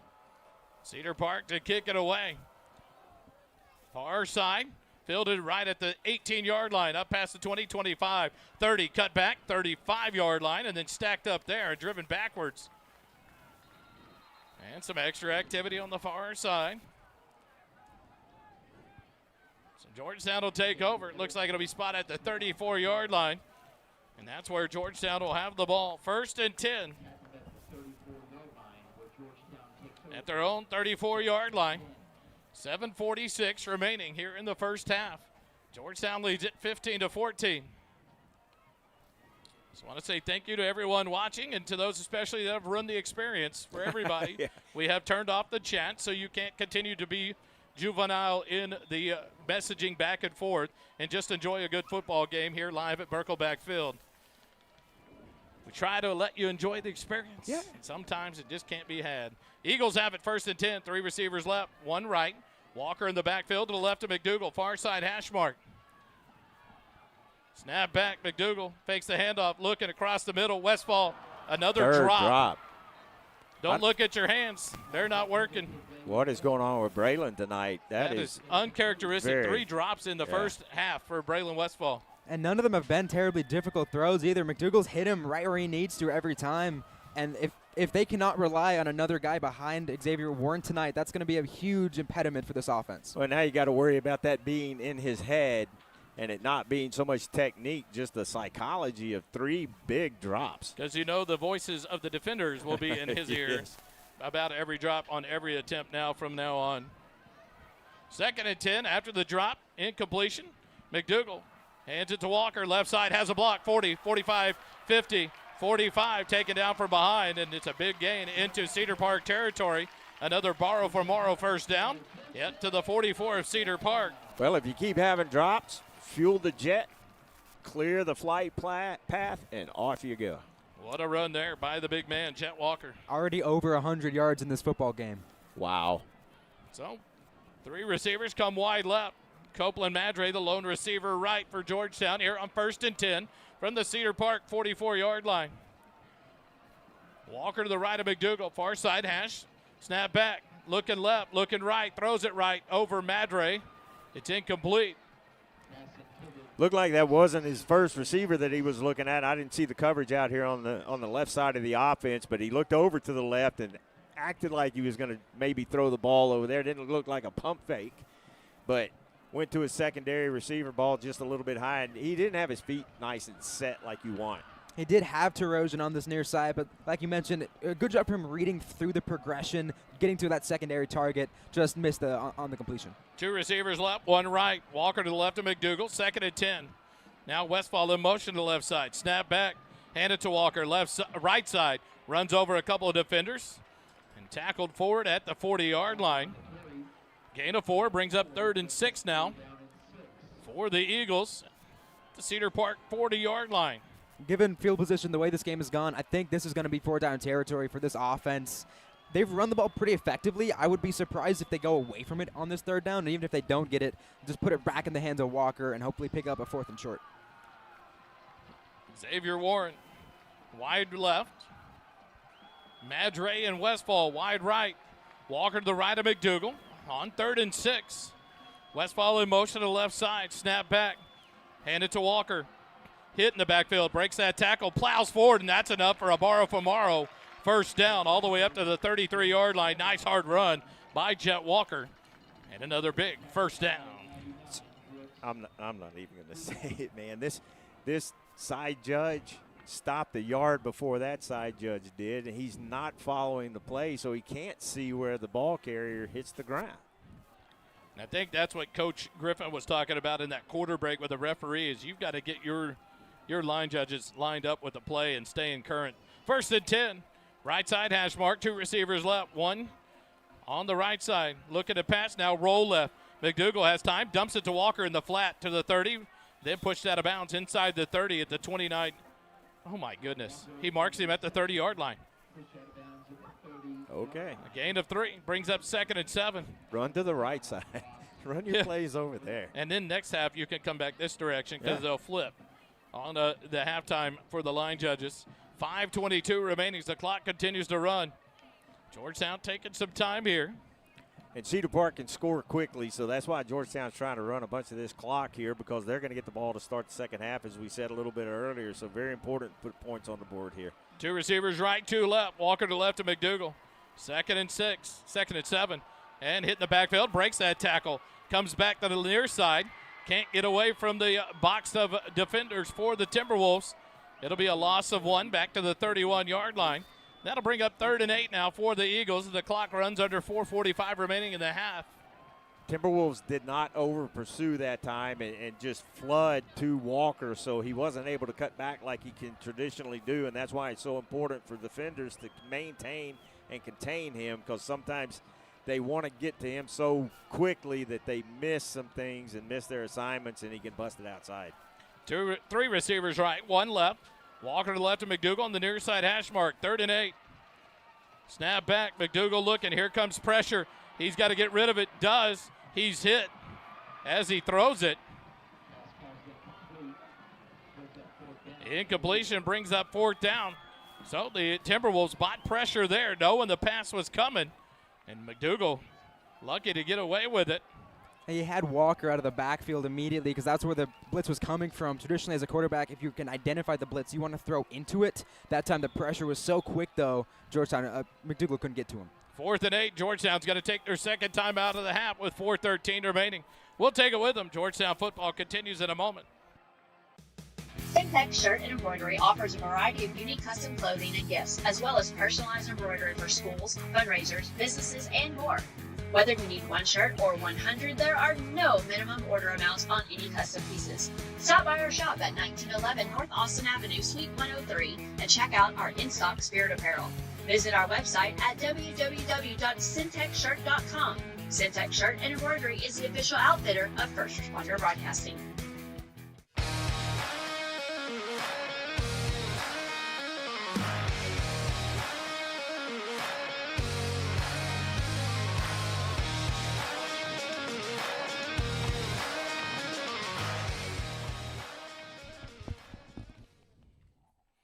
And we welcome you back to GISD Athletic Complex. 4:13 left in the second quarter. Georgetown leads 15-14 after taking their second time out. From the other games around the district right now, Eastview is trailing the Leander Lions 13-8 in the second quarter, and the Glen Grizzlies are trailing the Rouse Raiders 21-7. It's all going to happen tonight, boys and girls. Playoff football. A week away, but who's in the playoffs? We don't know. Eagles on 4th and 8 from the 31 of the Timberwolves, 4:13 remaining. And now Cedar Park will take their first time out to counter what they saw from Georgetown's offense. And now see if Georgetown will take another chance here and change the play up. But we'll take another timeout. Eagle football continues in a moment. First Downs are sponsored by Morrow from Morrow. Longtime supporter of our broadcast, Matt Morrow and his team are dedicated to providing the best mortgage experience possible. They do that by offering easy-to-use mortgage tools, including a handy mobile app, competitive rates, and assistance from experienced loan officers. Matt's loan officers understand local markets, have access to a wide variety of loan programs, and are ready to guide you through the process. Your family, your future, our focus. For your mortgage needs, remember Matt Morrow, Borrow from Morrow. For more information, visit borrowfrommorrow.com. NMLS number 464148.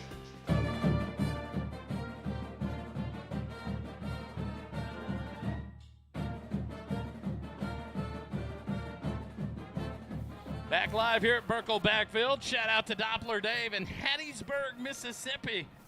Watching the game live there. As he's on the road this week in Mississippi for a family function. 4th and 8 for the Eagles from the 31 of Cedar Park. Westfall in motion right. Snap to McDougal. Rolls right. Throws on the run. Catch. Batted into the hands of Walker. 15, 10, 5-yard line. Ball's out. Nope, they're going to whistle him down. Thankfully, the two referees over there were on the call quickly. Walker was down when the ball came out. The ball got batted, deflected right to Jet Walker. It's the second time it's happened this season, and it was a long reception for Walker down to the 5. That's one way to convert. I mean, like you mentioned, the defensive end for Cedar Park had a perfect read on the play, got up, deflected the pass right into the hands of Jet, who knew exactly what to do with it. Kelly, can you leave, please? Deflected pass to Walker down to the 5-yard line. I'll drink more water. Unbelievable. Unbelievable. Second time this season, Georgetown's had a ball batted at the line, and a running back makes the catch off the deflection and a big first down. Snap back, hand it to Walker. Coming left side, gets outside. Look for the stiff arm, no need. Touchdown, Georgetown. He beat the defender to the end zone on the near side corner. C.J. Rogers couldn't get there in time, and Jet Walker puts the Eagles on the board again. Jet's deceptively fast because you saw the angles that the defenders out on the edge were trying to take to him, and it was the wrong angle. He just outran him to the corner. Another touchdown for the Jet. A big moment here because a 2-point conversion would make this a 9-point ball game. Georgetown could secure a 2-possession lead before halftime. But not going to do it. The Oak Ridge Disciple House extra point attempt.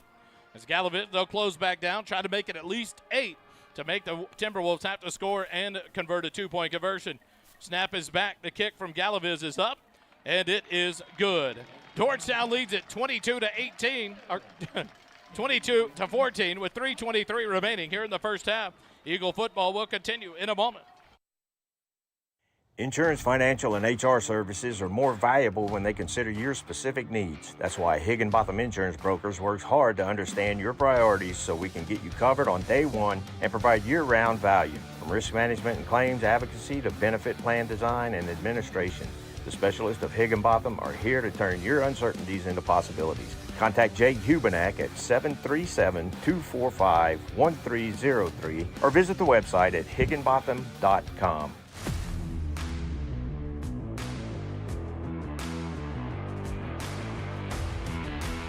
Got it. Back live here at Perkelback Field, holding the Georgetown Eagles scoring drive summary. Went 10 plays, 66 yards rather, and Joe Walker now has his third touchdown of the first half, 127 yards on the ground. Heath, what's the atmosphere like down there? This game is a good one. It's getting loud, guys. Lots of energy. Need to come out strong, shut it down right before half.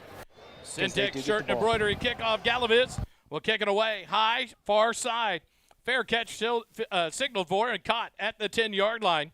And that'll let Cedar Park have it up at the 25-yard line to start this possession here as they find themselves down 8 with 3:23 remaining in the first half.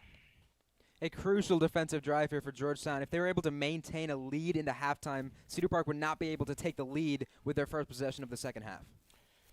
Second quarter brought to you by Mesquite Creek Outfitters. Clothing, tasty drinks, food, and great atmosphere on the square in Georgetown, located at 704 South Austin Avenue in Georgetown, Texas. Cooper in the backfield, snap, handed to Hill, left side, plows forward, and then stood up. I want to say a 3-yard gain. They worked forward to a 4-yard gain that he never got to. Now they'll make it up to a 2-yard gain, back to the 27-yard line. You got to wait for the ball to be placed down to figure out where they're going to spot it. It's 2nd and 8 now for the Timberwolves. Right around 3 minutes left. Cedar Park has 2 timeouts, so they got plenty of time. They don't have to be in a big hurry. Playbook's wide open. You love to see this defense create a stop here. Get the ball back before the half ends. Throwback left side, incomplete pass. Jihad Abdador, a good read. He got his hands on Jonah Johnson. It's incomplete. Now a big 3rd and 8 here. Georgetown would love to get a stop and get the ball back with a chance to increase their lead. And Georgetown's pass rush excels in these 3rd and pass situations, these 3rd and longs. Georgetown's pass rush goes after it. Tennyson Dean, number 8, the name, the number to watch right here. The dog at Tennyson Dean. Press box, Curtis pointed out, Eastview trailing at Leander at Bible Stadium. Cooper will send a man in motion. Jamal Porter on 3rd and 8. Hand it to Hill, right side. No, he's got the ball still. Pressured, over pursued, and there's an illegal block. Thank you. There's the flag. Throw it deep, and it's incomplete. So now you can wave it off. It's 4th and 8, but a great job there. It was a good pursuit. Tyler Leininger had a beat on Cooper in the backfield, but a block in the back there.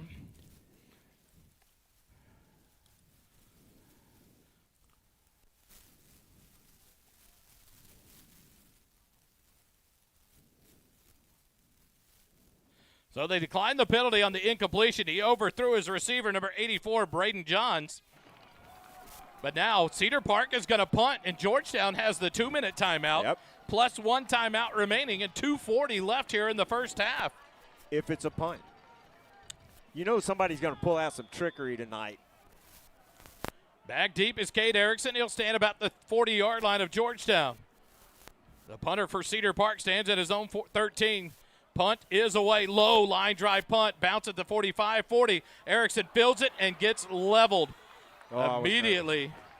I was so nervous.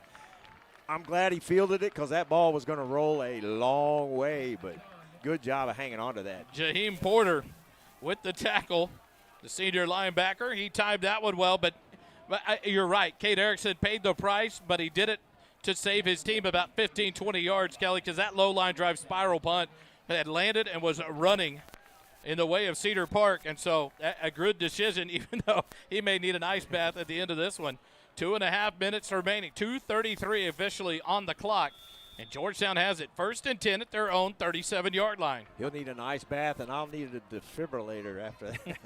And offensively for Georgetown, their pass game has been has struggled in this first half. McDougal's 5 of 11, a lot of drops. Their run game has been more effective. It's going to be interesting to see how they play the clock here on this final drive. He's had 4 drops. Is that right? Handed to Walker, left side, dances up the middle, and runs forward. Still gets a nice gain there. Runs into the back of Big Tasty to get following his block up the field. Gets up past the 40 to the 43-yard line. A gain of 6 brings up 2nd and 4. Eagles back to the line. Want to get another play out before the 2-minute timeout. Snap back. Hand it to Walker. Gets a block left side, 45, 50. Into Cedar Park territory for a borrow from Morrow first down. And Georgetown will get the clock stopped at 2:06. Now they'll run it with the chain set, even though the chains aren't set. And it'll be the 2-minute timeout. 1st and 10 for your Eagles when we come back at the Cedar Park 48, leading it 22-14. Georgetown football continues in a moment.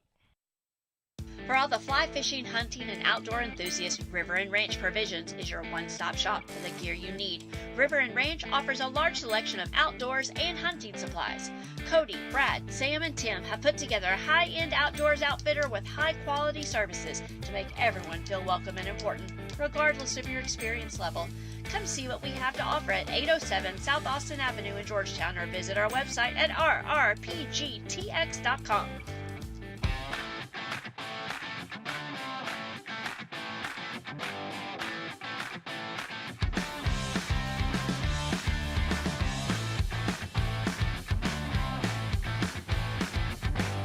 Back live here at Burkle Backfield inside the JCT Memorial Broadcast booth. It's brought to you by JMTs. They provide you customized apparel and promotional items to small business, schools, and nonprofits. JMTs has the experience and confidence to take on any order. Visit them, www.jmts.com. Drive Omar crazy, but I tell you what, you'll put the best product out there. You'll enjoy it every time. I have several. Several products to enjoy. Several. And it's fun when people are like, where'd you get that? We know a guy. Yeah. We know a guy. There's this guy. 1st and 10. McDougal swing pass out in the flat. Catch made by Westfall. Has a block. Cuts back, makes a man miss. Taken down at the 45. So all that for a gain of about 1 up to the 45-yard line. So it'll bring up 2nd and 7 now for the Eagles. With as reliable as Braylon's been this year, I like that they go back to him with a high percentage pass. Let him get his feet back under him in this ball game and get his head back in the game. Clock running, 1:35 remaining. 2 receivers left, 2 right. McDougal, the clap of the hands on 2nd and 7. Looks left, looks right, has time, throws. Nope, pump fake out in the flat, and a horrible pass there by Caleb McDougal. Throws it short of Jet Walker, who had some room to run on the right sideline. Uncharacteristic pass there by Caleb McDougal. He just short hopped that one over towards Jet, and it brings up 3rd and 7 now from the 45 of Cedar Park. And for Cedar Park's benefit, that stops the clock, which they would love to be able to get a stop here and get the ball back before half with 2 timeouts left, but there's only 1:24 left in this half. So it's going to be interesting to see how they attack this, and I'm anticipating if there's not a first down here that Cedar Park will use their 2nd timeout. 2 receivers right, 1 left. Walker to the left of McDougal. Snap back. Looking to pass. Pressure coming. McDougal has to scramble. Throws it up. The wide receiver had been taken down. Westfall on the far side. No flag. And it's an incompletion. So instead of running the ball, and now you're in a situation, if you go for it here, you can don't get it. You're giving it to them at their own 40. And here comes the Georgetown punt team. So questionable there. You took it out of your running game's hands with 1 timeout remaining. And the running game had dominated all first half. Yeah, I was thinking the exact same thing. If they ran the ball there, even if they get stuffed at that point, you're forcing Cedar Park to burn a timeout to stop the clock from bleeding off 40 seconds. Westfall stands at his own 40. Snap is back. Westfall has it. He'll get the punt away. High punt, right sideline. Bounces inside the 20 and takes a right turn out of bounds. Right about the 20-yard line. Cedar Park with 1:14 remaining in the first half will take over. 1st and 10 at their own 20. And now you get ready for Cooper to see him slinging it around this offense for Cedar Park surely to switch it to the passing game here to try to get down and get a score right before the half. Both defenses finally got some stops. Georgetown unable to do anything after they hold Cedar Park and take the punt. Can't really do anything with it other than to run some clock, so we'll see how quickly Cedar Park can move down the field if they can. Cooper with Trey Hill in the backfield, has 2 receivers right, 2 left. Snap back, hand it, nope, Cooper keeps it, pressured. He's scrambling for his life, jump pass across the middle, catch made, and then taken down up past the 30 to the 34-yard line, making the 35, never got there, but he's spotted there. 1st and 10 for the Timberwolves. That was very impressive play. 1st and 10 from the 35, a minute remaining, the ball snapped, Cooper looking to pass. Has time, plenty of time. There's a hold, no call. Cooper scrambles, he's going to run out of bounds. I think we had 12 on the field too. They were trying to sub the far side corner off the field, Abdener, in the middle of the play, and that's just never going to work. If they're going to sub a corner, you've got to go with a close one.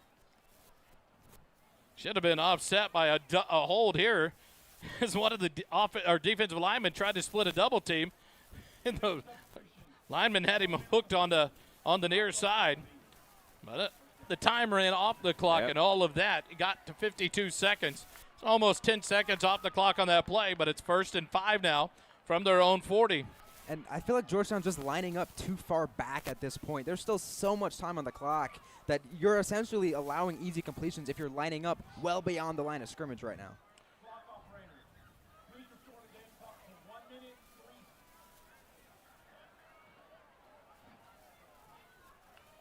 Putting 11 seconds back on the clock.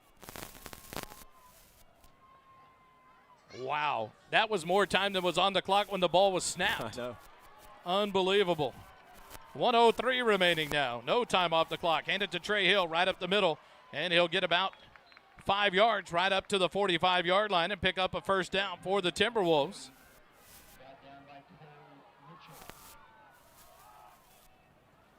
Take their time moving the chains. Now the clock starts. Cooper ready in the backfield. He's got room to run on the far side. Being closed down, and Bollinger will push him out of bounds into Georgetown territory at the 48-yard line. Clock will stop there. Cooper's really, really smart quarterback, really good at knowing the situation, understanding what needs to happen in those moments, and I've been impressed with him to this point. And here's where Georgetown got into problems last week, only rushing 2. No pressure on the quarterback. He has all day to pass, all day to scramble. So we'll see what Georgetown does. Cooper, throwback, up at the 49, 45, outside of the 40. Tackled inbounds. So a penalty at the 46th on the far side. So another penalty on the ground.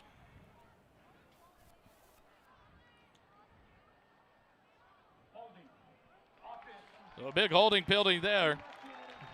That's massive. On Cedar Park. So with 39 seconds left, they will back him up 10 yards from the spot of the foul. With the issue so far, at least they're calling holding, unlike last week. Yeah, that is true. There were a lot of holds last week. Oh, yeah. He only marked off 5. No, it was from the spot, and the spot was at the 46-yard line of Georgetown. So to make it 2nd and 11 now for the Timberwolves. Snap back to Cooper. Looking to pass. Pressured, scrambles left, sets his feet, throws back across his body. Catch made up to the 45, and then taken down hard there. Nice tackle by Bollinger and Cade Erickson. 16 seconds remaining. It's right at the line to gain for a 1st down. But Coach Quintero of Cedar Park will take his 2nd timeout. We'll take it with him. 16 seconds remaining. Play resulted in a 1st down. Timeout on Cedar Park. Eagle football continues in a moment. JMTs provides customized apparel and promotional items to small businesses, schools, and nonprofit organizations. Our services include screen printing, embroidery, and promotional items. Our game-changing direct-to-film printing allows JMTs to print full-color graphics on your garments. JMTs has the experience and confidence to take on any order. Visit the website at jmts.com or call us at 512-388-5555.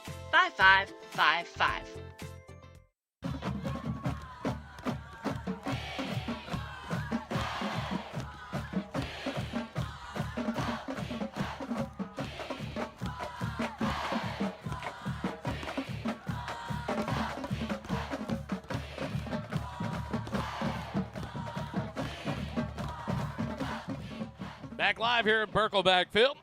16 seconds remaining. Cedar Park has it, 1st and 10 at the Georgetown 45-yard line. Westfall in. He's on the far side with the lone receiver left. 2 receivers stacked here on the right. Snap back to Cooper. Pressure, throw, out, caught. Porter drug out of bounds by Johnny Decker on the near side. That'll stop the clock with 10 seconds remaining. And that's the difference with this. When you get this prevent defense, the gaps in this zone defense are leaving up 10 and 15-yard plays, and Porter's a big receiver, tough to tackle. And now another 1st and 10. And they have 1 timeout still left, and I don't know why the ref is starting the clock unless they said his forward progress stopped. Well, so Johnny Decker made the contact Johnny Decker inbounds. did and pulled him backwards. Before the clock expired, timeout, Cedar Park. Now Cedar Park's coaches are upset too because there was So that is a good call. Yeah, Johnny good. Decker hit Porter inbounds and pulled him back towards the line of scrimmage, which stopped his forward momentum inbounds. They let him get tackled out of bounds, but the clock continues. The referee started it back. It ticked. The Cedar Park wanted to argue it, but they're going to say they got a timeout at 4 seconds left. So 1 play remaining here, really, for Cedar Park from the 24 of Georgetown. Well, and I saw no signal from any of the referees about whether the clock was continuing to run or whether it was stopped. There was nothing, and so Cedar Park's coaches are rightfully upset that they had no indication of what was going on. Kind of like no indication whether the 2-point conversion was good or not, if you take the penalty or not, whether you make them kick the point or not. It mechanics-wise is a lot to question here. That good call, but nothing clear to distinguish to these coaches, and you hate that for Cedar Park as well. Yep. Coach Quintero trying to make his play calls right with 10 seconds left, thinking he has a dead ball, set up a play. 1st and 10 from the Georgetown 24. 4 seconds remaining. A man in motion in Porter. That's illegal motion. He'd already started towards the line of scrimmage when the ball was snapped. Cooper pressured in the back, gets away. Going to throw it up, throws it out. Catch made at the 10. Trey Hill, he's going to get forward, and he's going to be trucked out of bounds. No, touchdown. Georgetown had 3 men in the corner and couldn't tackle Trey Hill short of the end zone. Cedar Park scores. Coach Chuck Griffin is beside himself. Yeah, he's talking about that receiver turning up the field before the ball snapped. Porter went in motion towards the left side of the field and turned up to head southbound on the freeway before the ball was snapped. Cedar Park is going to go for 2 to try to tie it up with no time remaining here in the first half. And there's where the prevent defense kills you. Wow. Snap back, Trey Hill right up the middle, plows forward. No signal, no signal, now a signal. 2-point conversion is good. So we go to the half, 22-22. Georgetown football will continue at the halftime show after this.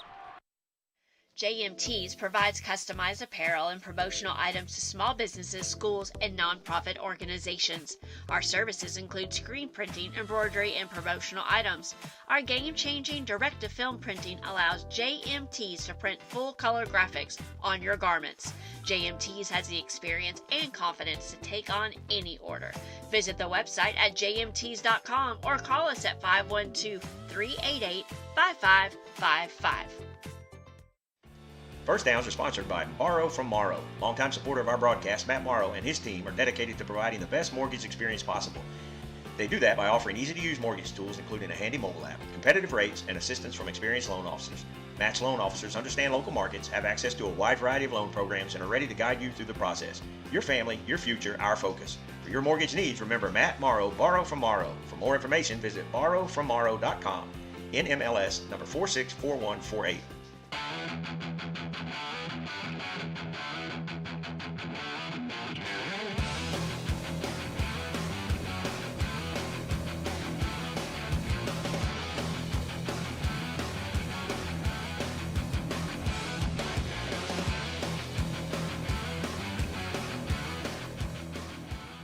We We welcome you back to the GISD Athletic Complex, Birkelback Field here in Georgetown, Texas. At the half, we have a tie ball game, 22-22.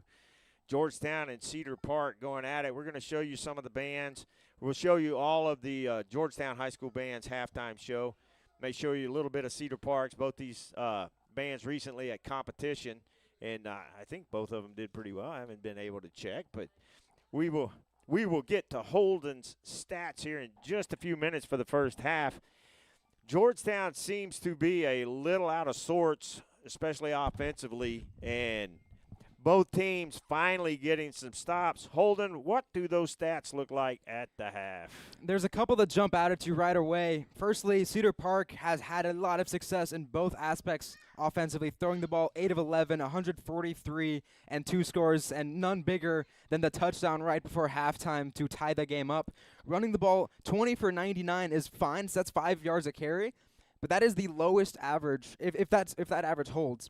That would be the lowest average Cedar Park has had all season long. Wow. So that right now the run defense for Georgetown is playing up to the challenge. They're just not being able to get them off the field in that secondary and the back end. David Cooper's done a very good job extending plays with his legs, creating, and then finding players down the field. Georgetown-wise, passing game is just looking out of sorts. Yeah. Whether it's the drops, whether it is an inaccuracy. McDougal is 6 of 14 for 77 yards in that first half. Running the ball has really been Georgetown's bread and butter. Jet has all 19 carries, all the 142 yards, and all 3 touchdowns in that first half. And thank goodness for it, too, because they've not had really any success throwing the ball right now. That's going to have to be something to change going into second half, because if Georgetown is not able to establish at least a respectable passing threat, then Cedar Park is going to be able to stack 8 guys in that box and make it very difficult to continue to find success running the ball. Seemed like they're in that second half of the second quarter that the defense has finally started to figure out a little bit, and the offense has started to slow down just a little bit. But both these teams have missed some opportunities. You mentioned it just a little bit earlier, the drops. Very, very uncharacteristic for the receiving core that we have. So this is something that they're going to have to overcome. And I think some of the issues that apparently Georgetown is having with the officiating may be in the heads of these players. So they've got to get in that locker room, clear all of that out, reset the hard drives, come back out and play Georgetown football. Cedar Park goes into the locker room with quite a bit of momentum, and they get the ball back. They were bouncing out of here at the half like they had just won the football game, so they are fired up, and Georgetown's going to have to do something to get that momentum back to the Eagles side of the field. Yeah, that's that final drive to score that touchdown to get the 2 points to tie it going into half. Like you mentioned, they were acting like they just won the game, and they might have with that sequence. If Georgetown goes in with an 8-point lead, there's nothing Cedar Park can do to take the lead with their first possession. Now with a tie football game, their offense has scored every drive except one. They're feeling very confident about their chances in the second half, because right now Georgetown is looking like the road team. Cedar Park has been able to execute at a much higher level than Georgetown has right now, and Georgetown is just really trying to scrap for a stop defensively. But that goes back to schematically on that final drive. You hear the saying, prevent defense prevents winning. Yes. And that was on that final play with 4 seconds left. It's obvious that at that moment they have to get enough time to get the ball into the end zone, because there's not enough time to run another play. So at that point, the decision to rush 2 and give Cooper the time he needs to extend and ultimately find the player out of the backfield, Trey Hill, who's their superstar, who no one picks up because they're all trying to play in the end zone for the Hail Mary attempt. And obviously that backfires in a big way. It's always a debate on whether or not you should send pressure in that moment and force a quick throw, and not a throw that could get into the end zone, and just trust your guys in the back end to make a play, or force an errant throw with some quick pressure. Part of what was able to help Cedar Park be successful and score that touchdown was the other receiver for Cedar Park was able to push the corner away from that sideline, away from that pylon, and it basically blocked up took up 2 of the defenders down there, so nobody could get over to him before he could cross that, and he did get that ball across the line. So tough break for the Eagles, but that's exactly what Cedar Park was trying to do. They didn't have much time on the clock, and they took advantage of it. We see who makes the best adjustments coming into the second half. At the half, It is 22-22. Georgetown and Cedar Park tied in this battle for the district title. We're going to take a quick break. We'll come back, let you listen to the bands. This is Georgetown Eagle football brought to you by First Responder Broadcasting on the SHN Sports YouTube network. Stick with us. We'll be right back.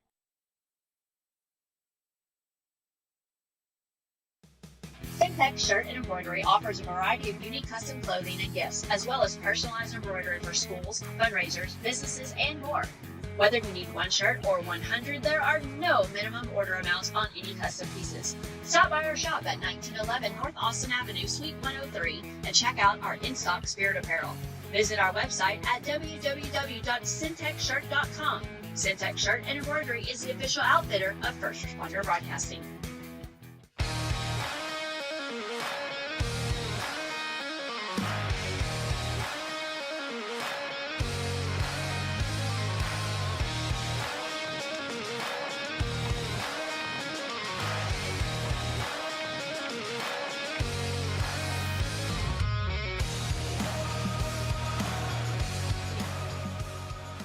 Welcome back to Georgetown Eagle football, brought to you by First Responder Broadcasting and all of our sponsors. We appreciate them so much.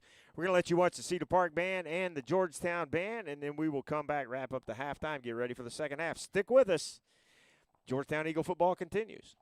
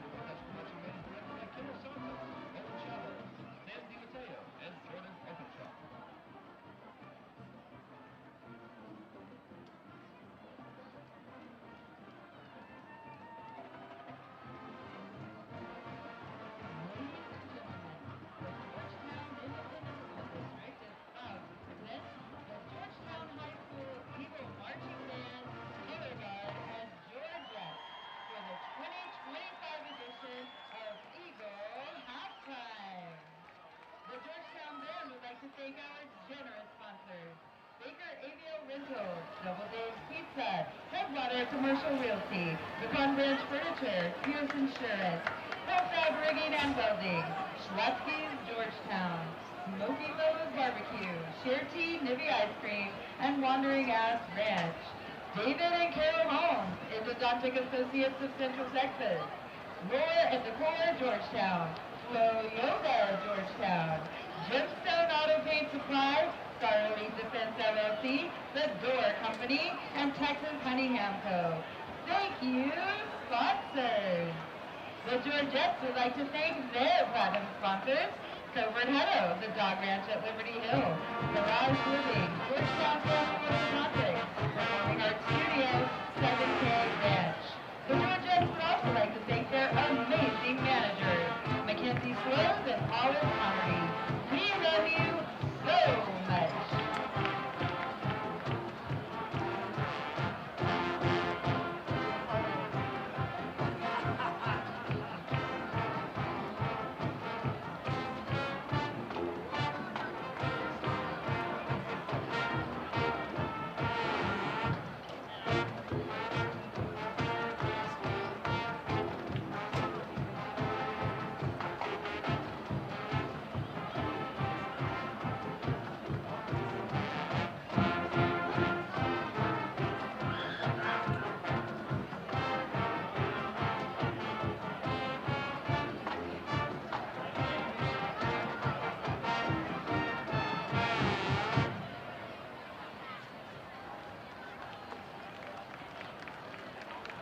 It is with the greatest of pleasure that I introduce you to the award-winning Sweethearts of Georgetown, the Georgettes.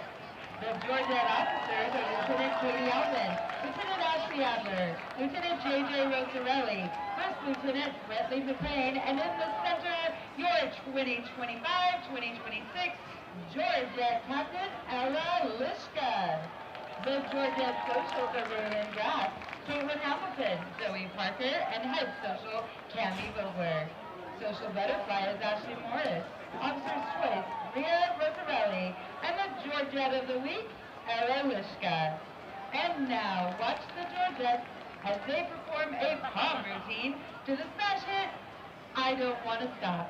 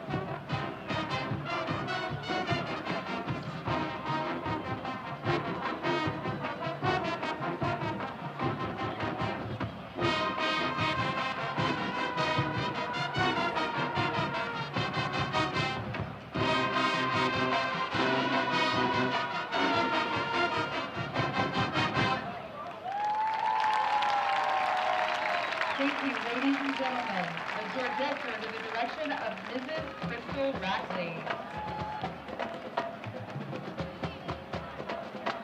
As the Eagle Band and Color Guard take the field, they would like to thank their booster board for their countless hours of hard work and tremendous support. The band is led on the field by drum majors Bailey King and Walter Rackley. The Color Guard captain is Billy Eden. Woodwind caption head is Katie Cook, and percussion caption head is Asher Lopez. Please help us celebrate our members of the week. Please congratulate the Color Guard Captain's Choice, Mr. Flores. Brass Member of the Week, Cooper Bickle. Woodwind Member of the Week, Oliver Hyde. Battery Member of the Week, Asher Lopez. And Fifth Ensemble Member of the Week, Tom Ward. The Eagle Band section of the week is the leadership team. And finally, our Eagle Band Parent of the Week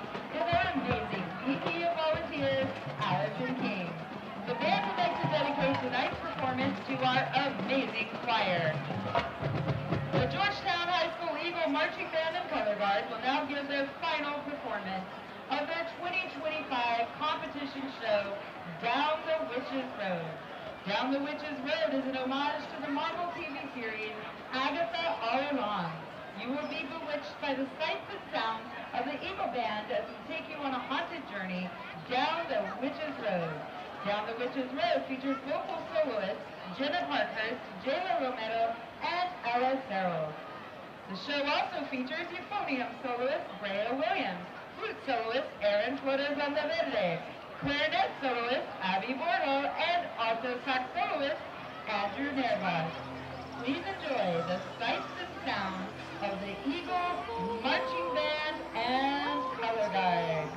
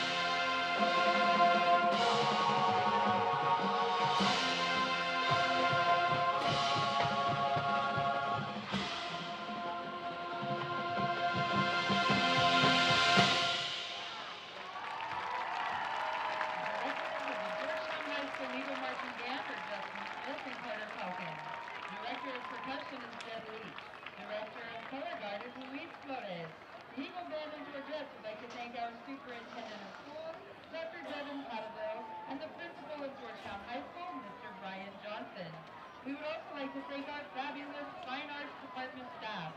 The Director of Fine Arts for GISD is Mrs. Carol Watson. Administrative Assistant for Fine Arts is Amy Holmes, and Fine Arts Secretary is Gretchen Parker. Now let's hear it for Coach Griffin and our Eagle football team. And always remember, Eagles fight never dies.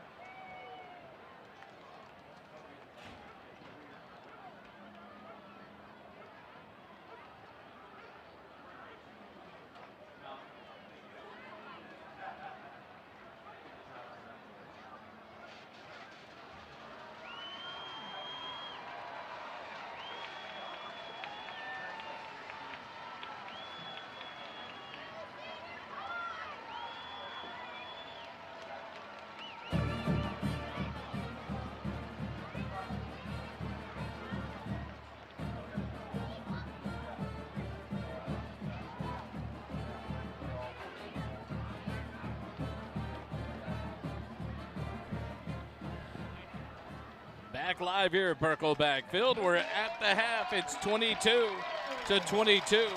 And Cedar Park will have the ball to open up this third half. There's a third quarter. And Kelly, the adjustments between Cedar Park and Georgetown. The adjustment game is what's going to dictate where things go here in the second half. Evenly matched, back and forth this half went. Some things went against both teams. Georgetown had an opportunity there to take a big lead after forcing a punt with 2:40 left in the first half, but then had to punt it back over to Cedar Park, and they convert with the time running out there in the second quarter. How do you stop this defense now, or this offense now? Trey Hill's not really the factor that's killing you on the ground. It's Cooper, the quarterback. Yeah, and he is doing a great job of running this Timberwolves offense. You had some energy and enthusiasm when Georgetown went up 22 points, but that drive by Cedar Park to end the half was impressive and gives them the momentum coming into this second half. Syntex Shirt and Embroidery Kickoff. Whether you need one shirt or 100, there's no minimum order amounts on any custom pieces. Call them 512-818-1012. Stop by 1911 North Austin Avenue in Georgetown. www.syntexshirt.com.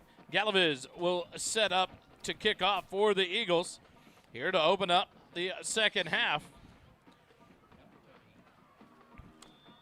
And the Cedar Park Timberwolves send two men deep. They stand about the 11-yard line as we get ready to go back to action here at Birkelback Field. Galaviz will kick it away. High kick, far side, fielded.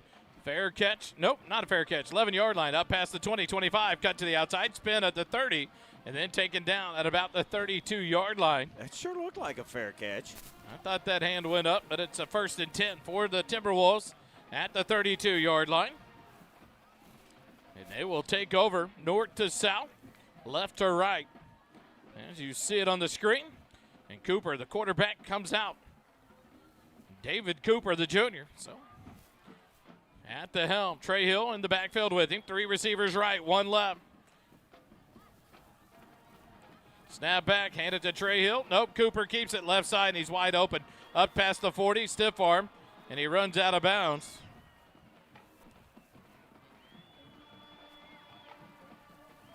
As he pushed Jihad Abdenur down.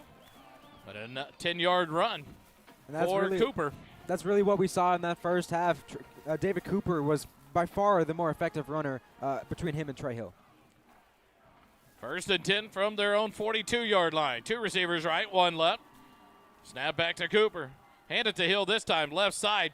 Bounces off of a tackle, then plows forward up to about the 47-yard line. That'll be a gain of 5, bring up 2nd and 5 for the Timberwolves. Very determined running by both of the quarterback and the running back there. The O-line not able to get the movement they had in some of the drives earlier, so they're having to bounce them outside, but it's open out there.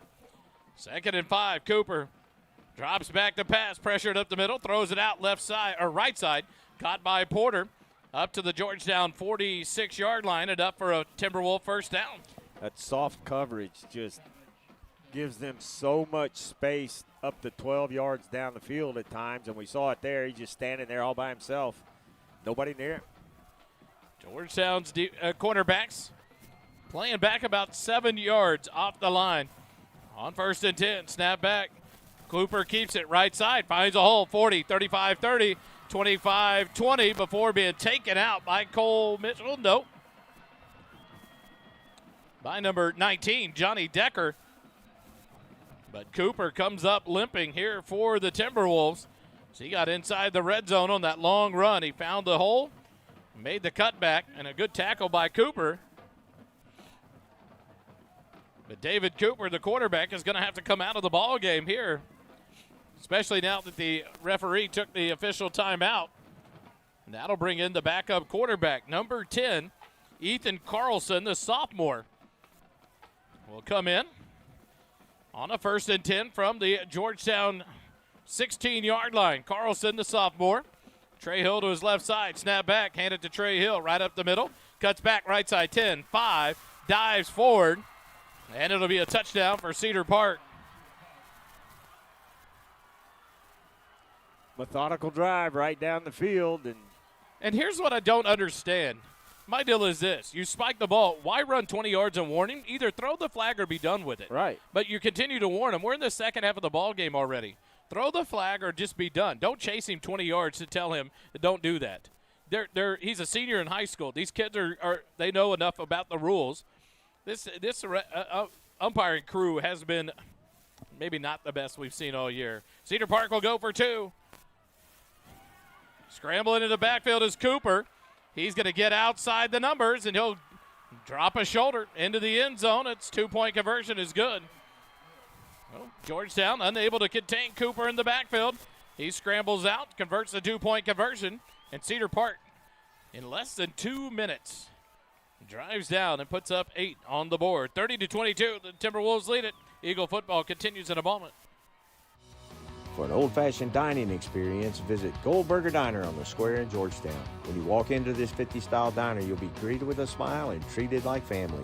Enjoy breakfast served anytime or come for lunch or dinner and enjoy a great burger, chicken fried steak, old-fashioned liver and onions, or any of the great tasting food on our menu. Goldberger Diner is located at 109 West 7th Street in downtown Georgetown. Goldberger Diner, serving great food to great people.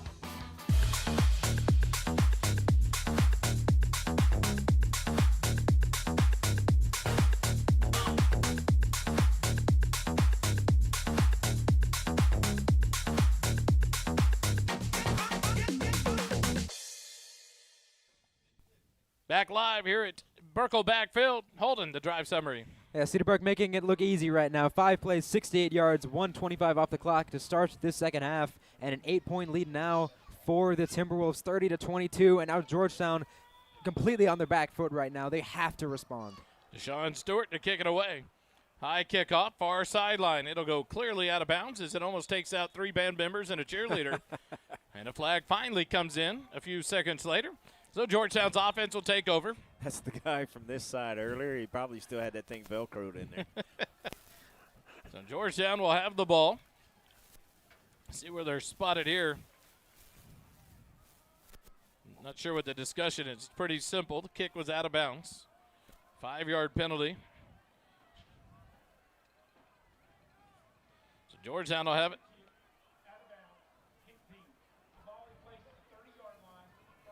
So Georgetown will take over, 1st and 10 at their own 35-yard line. McDougal comes out, 3 receivers left, 1 right. Westfall, the lone receiver right. Jet Walker will be in the backfield with McDougal with 10:35 remaining here in this third quarter.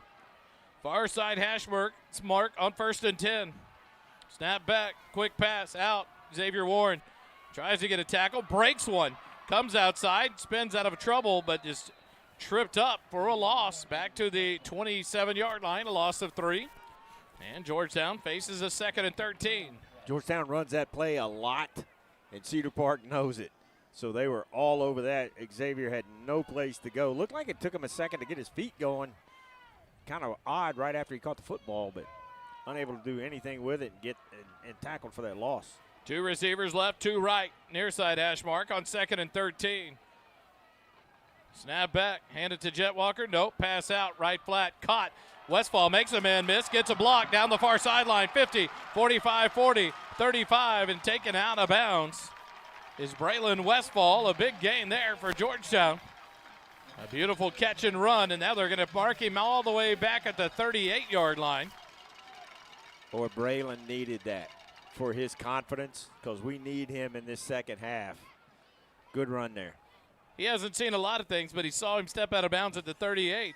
So Georgetown back, 1st and 10 at the 38 of Cedar Park. A borrow from Morrow, 1st down. 2 receivers left, 1 right. Snap back, fakes the pass right, rolls left.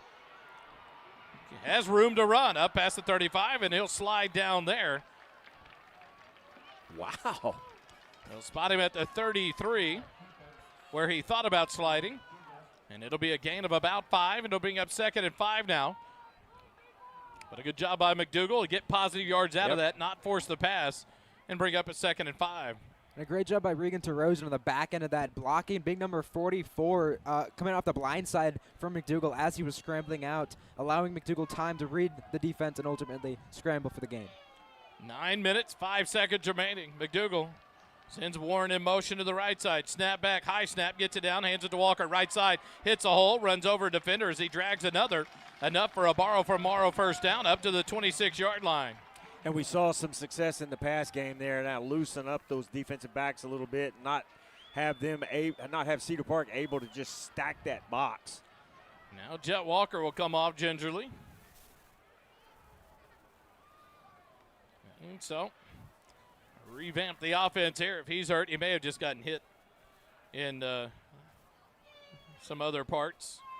As he comes off gingerly there, talking to Hennessy as he gets off the field, but staying there right on the sideline. Zach Guyton in, two receivers left, one right on first down. Fake the handoff. Pressured. McDougal throws it over. Picked off. Far sideline by the Timberwolves, knocked out of bounds. I don't think that was supposed to be a pass. I think he was trying to hand the ball off and just thought that it was going to be a fumble potentially. Something was clearly off with that play from the start. McDougal panicked there. And that's not something that you see out of Caleb a lot. He usually not pretty good at protecting the football, but that was a off-balance, off-task pass. He should have just thrown it into the stands. But and one thing I was about to say that he usually will do is we'll just put it up in the stands, head for the local Zouzophone up in the stands with the band. But that time, threw it into a tight coverage on the far sideline. Interception by the Timberwolves. 1st and 10 at their own 38. Turn, hand it to Trey Hill, left side, gets a block, gets a hole. Outside the numbers, up past midfield, dragging tacklers. And the Timberwolves offense is on fire right now.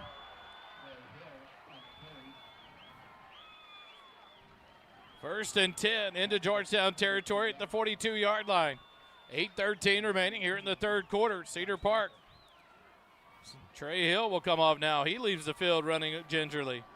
In the backfield, number 23 now, who is not listed on the, there he is, Cameron Graham, the new running back on the field, in place of Trey Hill, who left limping off for the Timberwolves. 1st and 10, hand it to Graham right up the middle, and he'll drag tacklers up past the 40, down to the 38-yard line. Yards after contact have been huge for Cedar Park right now because they really haven't been able to run the ball with their backs super well. But even when they're getting the ball, it's taking so many Eagles to stop the momentum. A one-on-one, two-on-one hit right now. Cedar Park's driving ahead for additional yards. Graham in the backfield to the left of Cooper. 2nd and 7 from the 39 of Georgetown.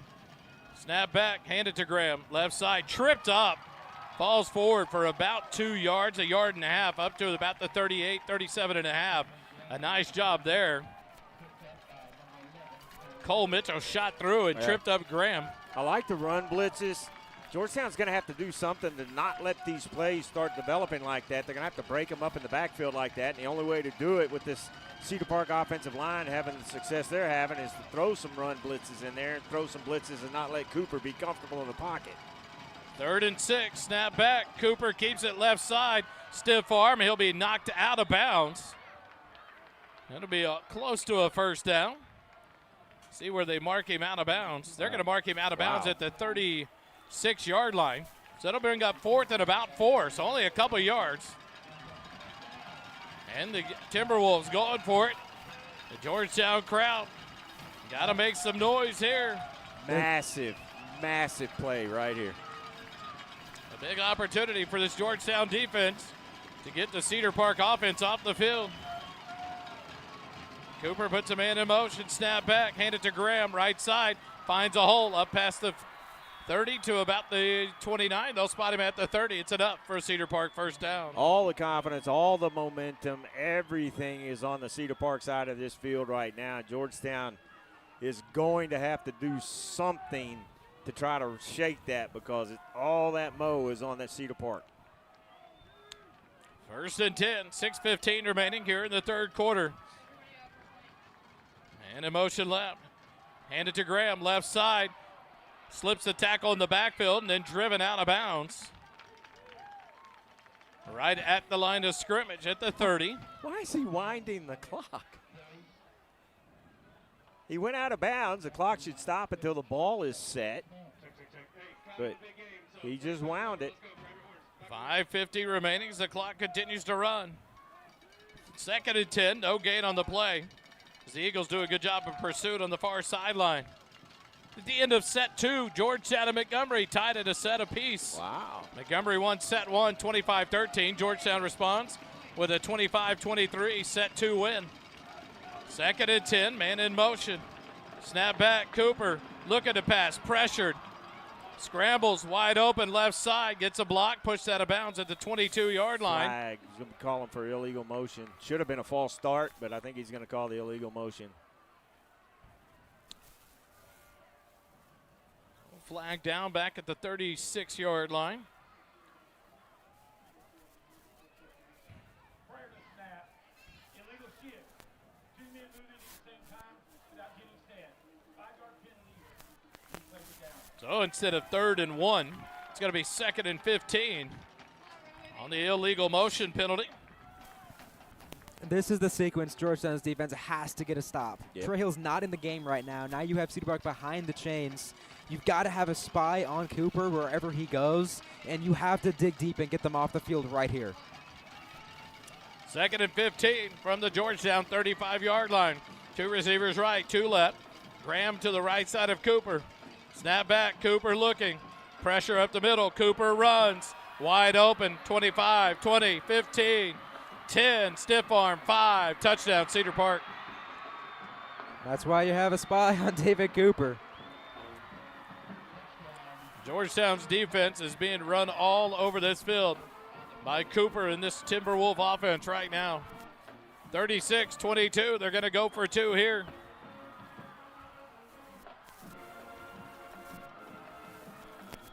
Snap back to Cooper. Quarterback left, gets a block. Nice hold. Not into the end zone. Oh, my goodness. I think he did stick the ball out across the goal line. 38-22, Cedar Park by 16. Eagle football continues in a moment.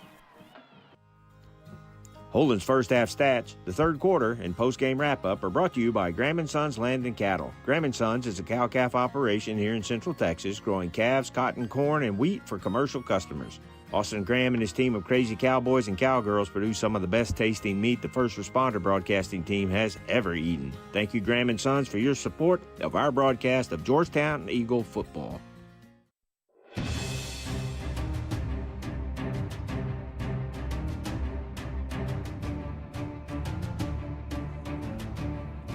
Back live here at Burkle Backfield. 4:55 remaining third quarter. Cedar Park scoring drive summary. That last drive, 7 plays, 62 yards, 3:11 off the clock. Cedar Park now up 16 unanswered points here in this third quarter.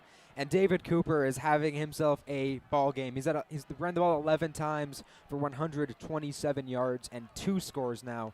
On this season, he ran the ball 411 yards and 6 touchdowns. So he is capable. He was capable of doing this throughout the year, but easily having one of the best performances of the season right here in the biggest stage of the year.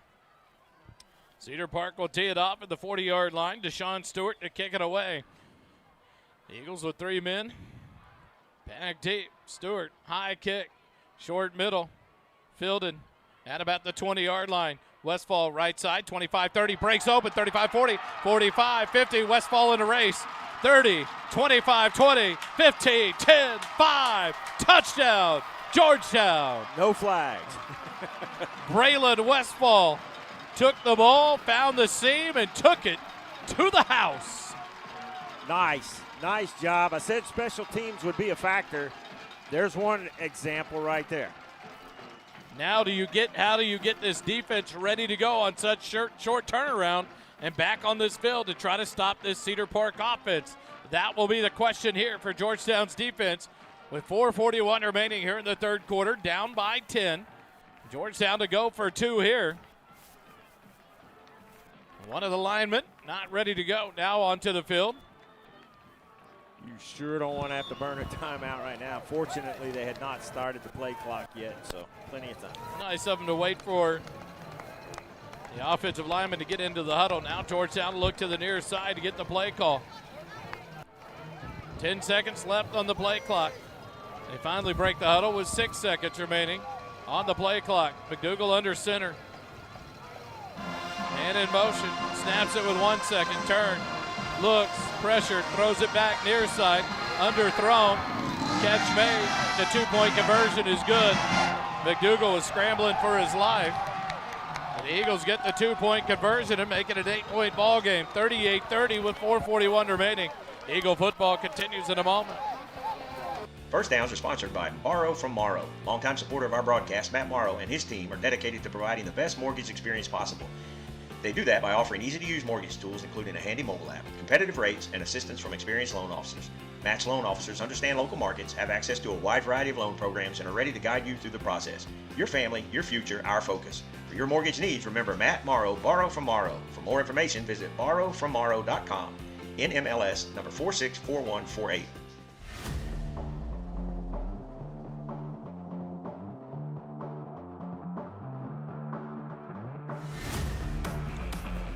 Back live, Merkel backfield, the JCT Memorial Broadcast Booth, brought to you by JMT's. Hold it, a Georgetown score.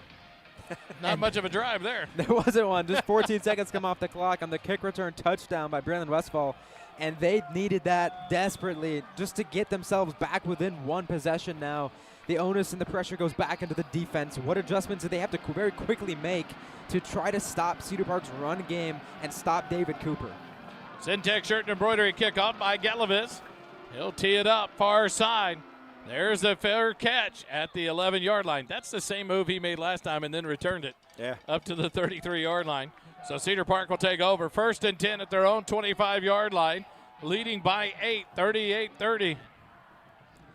Georgetown defensively has to have eyes on Cooper every single play. So somebody needs to take the responsibility, regardless of what is going on, to have eyes on David Cooper so that when he's scrambling, there is at least somebody there to match him. And obviously Cooper is a big human being. He's tough to bring down. And so even with a spy, he can probably break a tackle or two, but just something to slow him down, let guys rally to him.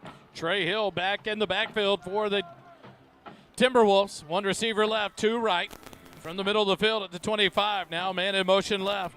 Snap back to Cooper. Hand it to Trey Hill. Left side. Cuts back up the middle.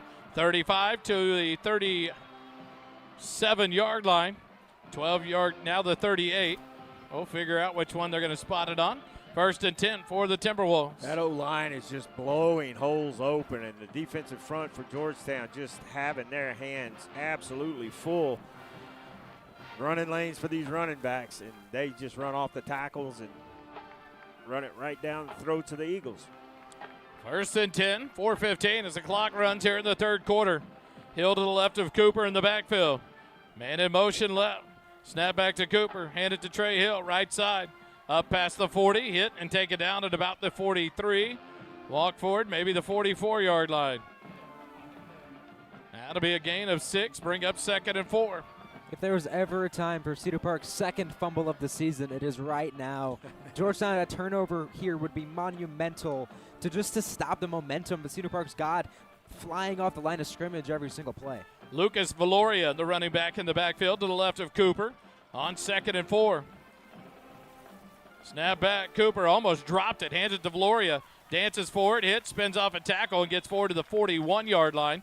That'll be a gain of about 2 and bring up 3rd and 2. For the Timberwolves, 3:20 remaining as the clock runs here in the third quarter.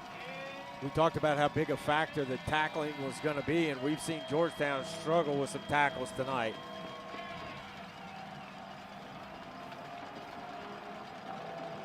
Better get off the field. Snap back. They don't throw the flag, but they get the first down as the pile pushes forward with Trey Hill. We talked about it earlier. And that's what Coach Griffin's talking about. He may have just dropped the flag. There was a substitution made by Cedar Park. They did not hold the substitution for the defense because Trey Hill came back on for Valoria. So that substitution was made, but Georgetown sends a sub in to the far side, and Tyler Leiniger was unable to get off the field. And the refs have the jurisdiction to end the substitution if they feel like the defense is not hustling, but Leiniger was sprinting off the field to get out in time. I'm not sure why they broke that substitution early.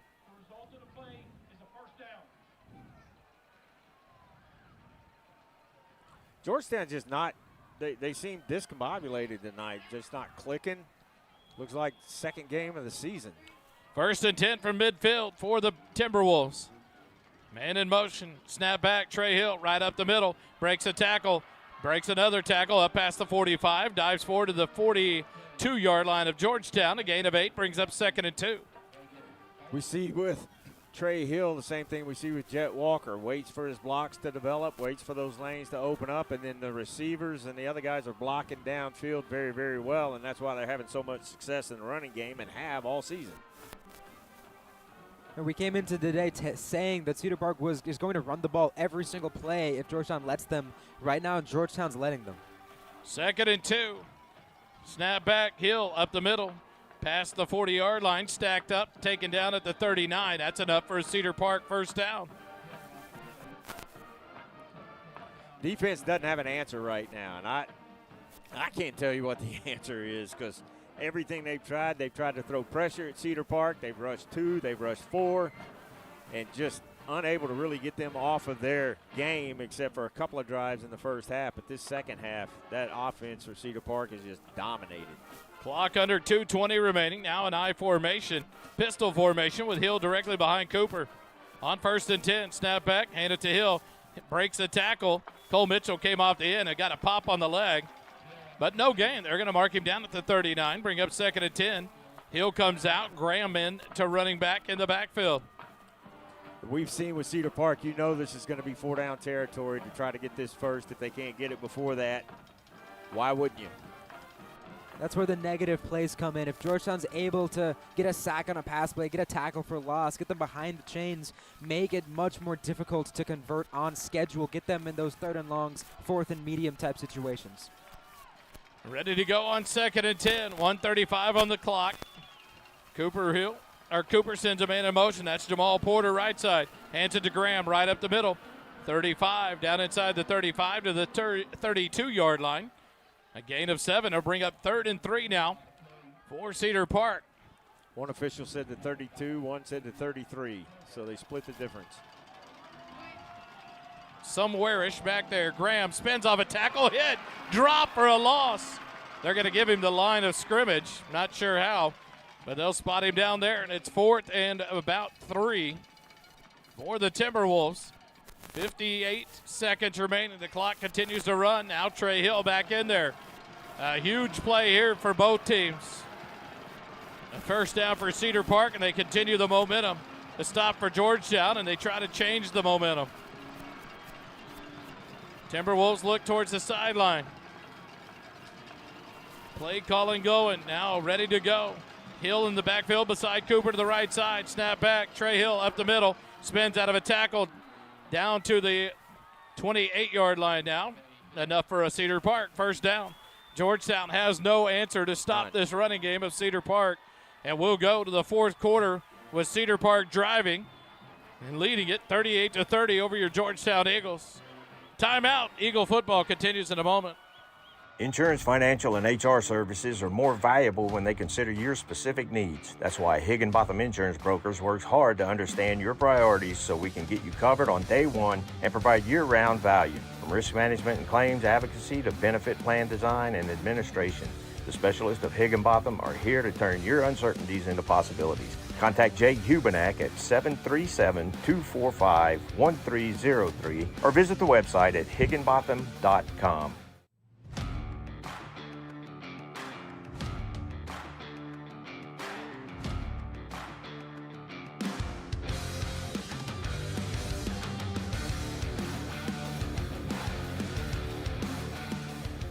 Instant replays are brought to you by J. Byron Custom Homes. J. Byron Custom Homes is an established home builder that is expanding into more areas of Central Texas, including Georgetown, Cedar Park, Leander, Marble Falls, and more. Whether it's a new custom home or a remodel of an existing home, J. Byron can meet and exceed your expectations. With over 50 years of building experience, J. Byron Homes will work hard to see that you have the house you want to call home. J. Byron Custom Homes, exceptional craftsmanship with a personal touch. For more information, visit our website at jbyronhomes.com.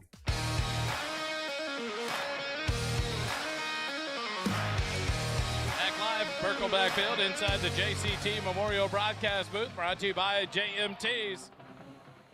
Cedar Park, 1st and 10 from the Georgetown 28-yard line, leading by 8.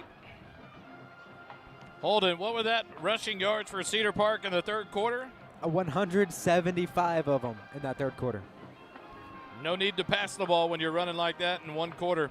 Snap back, Trey Hill, left side, up to the 25, and then drop there. That'll be a gain of about 3. Bring up 2nd and 7 now.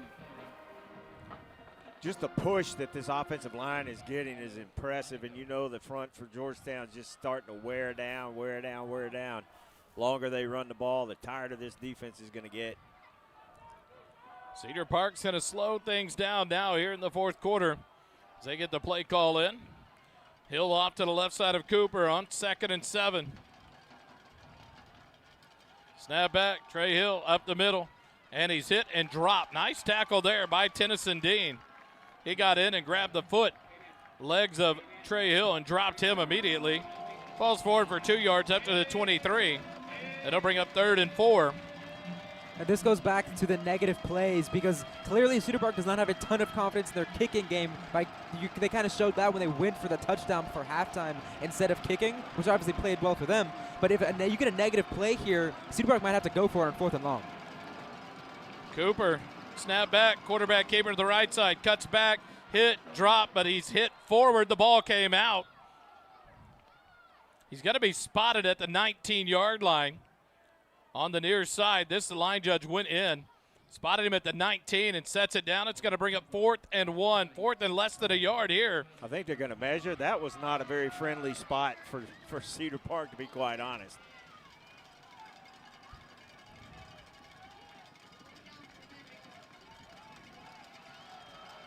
Another opportunity now on 4th down. Cedar Park is 4 for 4 converting on 4th down. Their 5th opportunity right here, 4th and inches. A stop. I mean, Georgetown just desperately has to get a stop right here. Any points on this drive make it a 2-possession game, and they're quickly running out of time in this 4th quarter. Tight bunch formation, a fullback in there. Cooper hands it off, left side, has a block. Trey Hill spins out of a tackle down to the 14-yard line. Inside the red zone, 1st down for the Timberwolves. He had 9 guys in the box, and he doesn't get touched until he's 2 yards past the line of scrimmage. Quickly back to the line. Handed off again. Trey Hill follows to the left side. Hit, chance to get him in the backfield. Breaks the tackle. 10, 5, into the end zone. Touchdown, Cedar Park. Georgetown's doing a great job of hitting tonight. Unfortunately, they're not doing a good job of tackling. How many times can you hit somebody and not tackle him? Not many, because Trey Hill breaks out of him. You've got to wrap him up. He is a tough tackle. Yep. And he is running wild here in the second half. One-on-one is a tough assignment for a defensive back against that kid, too. Cedar Park will go for 2 again. Snap back. Cooper keeps it around the left side. Nice hold, no call. 2-point conversion is good. Cedar Park leads it again by 16, 46-30. Over the Eagles with 10 minutes, 2 seconds remaining here in the ballgame. Eagle football continues in a moment. The Golden Rule is located at 606 South Church Street in Georgetown. The Golden Rule offers an amazing menu and even better atmosphere. Enjoy a wide variety of menu items like Cantonese riblets, Texas fried quail, roasted beet salad, and elk double smash burger, and much, much more. Join us for Sunday brunch with a delicious selection of food and drinks. Give the menu a look at goldenrulegtx.com. The Golden Rule, above all else, goodwill, friendship, and kind regard.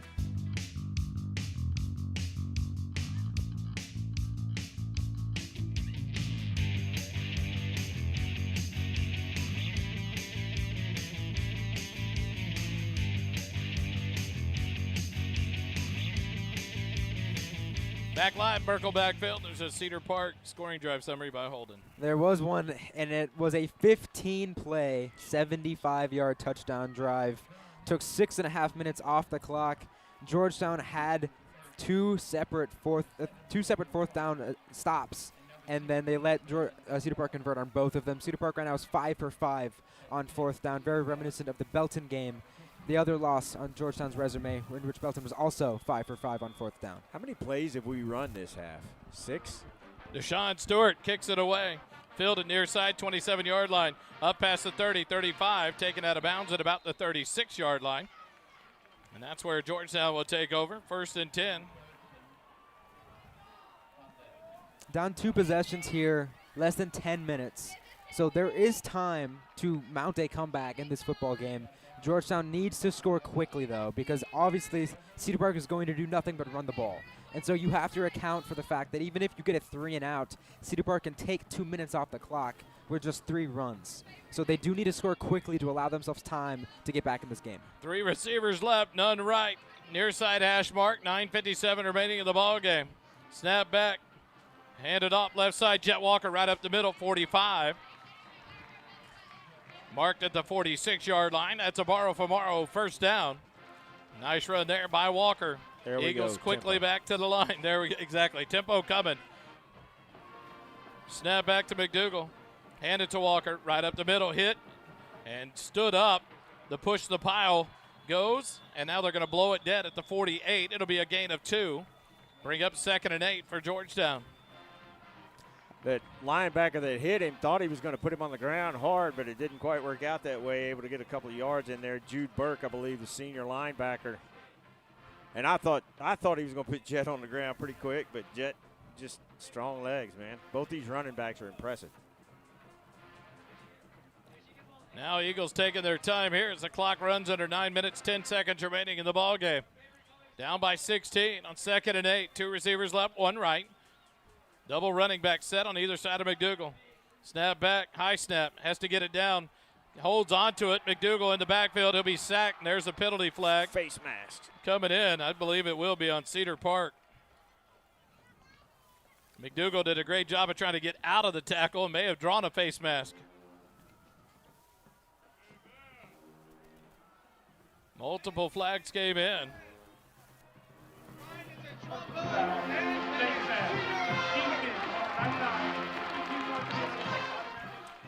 So it is a 15-yard penalty from the line of scrimmage.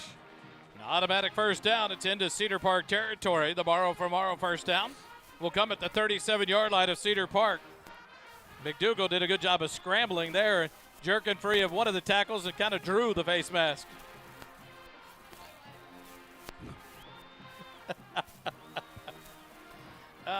First and 10 for the Eagles from the 38 of Cedar Park, making the 37-yard line. 8:38 remaining. The clock runs. Snap back. Stewart will get the handoff. Near side, cuts back inside the 35 and pushed forward all the way up to about the 31-yard line. Mishcut almost picked up Stewart and ran with him. Like a golf bag. Looked like a caddy. Guyton stays in. Stewart comes out on 2nd and 4. 8:10 remaining as the clock continues to run. Well, I'd like to see a little more urgency right now. Georgetown on 2nd and 4. McDougal has Guyton to his left. 2 receivers left, none right. Near side hash mark. Snap back. Hand it to Guyton. Right side. Cuts back. Upside inside the 30. Pushes forward all the way to the 25-yard line. Just on the near side of the 25. That'd be enough for another borrow from Morrow. First down. Congrats to Georgetown. Set 3. Eagles win it 25-19. They lead 2 sets to 1 in the regional semifinals. Montgomery's a really good team, too. That must be a battle going on at Caldwell. Thanks to Lynn Krogh of CSCT, one of our big volleyball sponsors, sending me all the updates. She's there with mom, Rachel McDougal, supporting the other half of the McDougal twin set. Caleb gets the set here. Hands it up. Near side, Guyton dragging tacklers, keeps getting pushed forward. And there comes the whistle. Stopped inside the 16-yard line. 7:07 remaining. The clock continues to run. It'll bring up 2nd and 1 now for the Eagles at the 16-yard line. You want to see some pep in the step here, but Georgetown taking their time. At this point, they have to stop Cedar Park on the next drive because there will not be enough clock to give the ball back to Cedar Park a second time. 1 receiver right, 1 left. Guyton to the left of McDougal. Clap of the hand, snap back. Handed to Guyton, right side. Stiff arm, gets outside, runs over a man down to the 15. And that'll be enough for a Georgetown borrow from Morrow first down just inside the 15-yard line. Inside the Graham & Sons Land and Cattle red zone. 6.5 minutes remaining here in the ball game. Good solid drive by the Eagles on this particular drive, and they've done it on the backs of the running game. Georgetown taking their time, getting these plays in. Clock continues to run. 6:15 remaining. Walker back in there to the left of McDougal. Guyton gives it to Guyton. Same play for the third time in a row. Guyton forward to the 13-yard line. A gain of 2, 2nd and 8. 6 minutes, and the clock now continues to run. Well, and there's an answer to my question, because now Jet's coming back in the football game. We saw him limp off the field a little bit earlier, and I was kind of concerned that maybe that was going to keep him out for the rest of the game, but he's back out there now. Still going pretty slow here. 5:40 left to go in the fourth. They still need 2 touchdowns. The ball was whistled down with 6 minutes remaining. The Eagles will snap it 30 seconds later. Jet Walker gets a head up right side, runs over man 10, 5, down to the 2-yard line. It'll be a 1st and goal. Morrow for Morrow, first down at the 2-yard line. The Eagles quickly back to the line here. Guyton to the right, Walker to the left, snap, handed off. Walker, left side, pushes forward. McDougal into push, spin around, and stopped at the 1-yard line. I'm trying to help him. I'm leaning, giving it everything I've got. 2nd and goal from the 1. Every play that Cedar Park prevents Georgetown from scoring, the clock is going to keep running here. And now the player goes down after the ball was set. That should be a charge timeout or a delay of game. The new penalty rules, if you go down after the ball is set, it should be a delay of game penalty. 55 did not fall down and go to the ground until after that ball was set at the 1-yard line. And they are not going to throw a flag here. So it's going to be 2nd and goal when we come back. Eagle football continues in a minute. For all the fly fishing, hunting, and outdoor enthusiasts, River and Ranch Provisions is your one-stop shop for the gear you need. River and Ranch offers a large selection of outdoors and hunting supplies.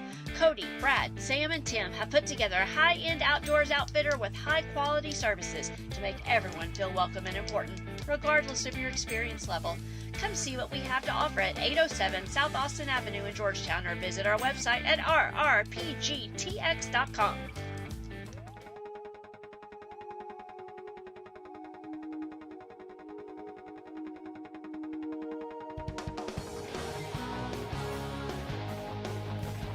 Back live, Merkel backfield. Number 55 gets off and jogs off on his own power, so glad he's all right. The Eagles will have it. The big main camera has gone offline here in the stadium. We've lost it, so we'll try to get that back. Direct snap to Walker into the end zone. Touchdown, Georgetown. Direct snap in the Wildcat. Georgetown punches it in at 4:32. Down by 10. They'll have to go for 2 here to make it a 1-possession game with 4.5 minutes remaining in the ball game. When Jet took that handoff, you could tell he was not going to get stopped. He put those shoulder pads low, running with those shoulder pads over his feet, lowered them, and just bowled into the end zone. And right here, this has got to be Georgetown's best play, the play that they think they've practiced the most, they feel the most confident in, because if you do not get this 2-point conversion, it remains a 2-possession game under 5 minutes to go, and the odds of a comeback look very, very slim. Georgetown down to 8 seconds remaining on the play clock. Quickly going. And now Coach Griffin's going to have to burn a timeout. So circle that at 4:32 remaining. You burn a timeout on a 2-point conversion because you don't get the right personnel in and you don't have things ready. That's going to be costly if Georgetown can get a stop, but yet running out of time with only 2 timeouts remaining. And you can see heads hanging on this sideline over here, and even on that offense, they are frustrated. And that's a very frustrating timeout, especially coming out of an injury timeout before you score. That's a great opportunity to say, if we score here, this is our play. To have this thing already set up, because obviously a 2-point conversion doesn't run the game clock, but you are still on essentially at a very accelerated pace at this point in the football game. To come out and have to burn a timeout at this point of the game. And here's the thing. You watch this huddle. They changed the play calling. Players are not ready. You're in the 10th game of the season. These are the mistakes that cannot happen for this kind of situation, a scenario where you're trying to make it a one-possession game with 4.5 minutes remaining. You cannot afford to, burn that timeout because you couldn't get the players on the field at the right time. You go into a timeout, and now they're having to find another player who's not ready on a play change. He's down at the midfield stripe instead of being ready to go no matter what the play is. That's being bought in. That's being constantly prepared and being ready no matter what the scenario is in the game. And costly mistakes here. Now Georgetown still on the near sideline out of the timeout. They'll go for the 2 points. They've totally changed personnel packages now. As Caleb McDougal, I don't believe he is on the field. But you put in Gus Papaconstantino, you've got in Brody Herman and Jet Walker, and Xavion Fleming's in, and Caleb Hennessy out. So the big package in on the 2-point conversion. McDougal under center, snap, back, ball fumbled. Eagles fall on it, and it's no good. 4:32 remaining, all that to waste a timeout and a fumbled snap. And Georgetown trails by 10. Eagle football continues in a moment. Instant replays are brought to you by J. Byron Custom Homes. J. Byron Custom Homes is an established home builder that is expanding into more areas of Central Texas, including Georgetown, Cedar Park, Leander, Marble Falls, and more. Whether it's a new custom home or a remodel of an existing home, J. Byron can meet and exceed your expectations. With over 50 years of building experience, J. Byron Homes will work hard to see that you have the house you want to call home. J. Byron Custom Homes, exceptional craftsmanship with a personal touch. For more information, visit our website at jbyronhomes.com.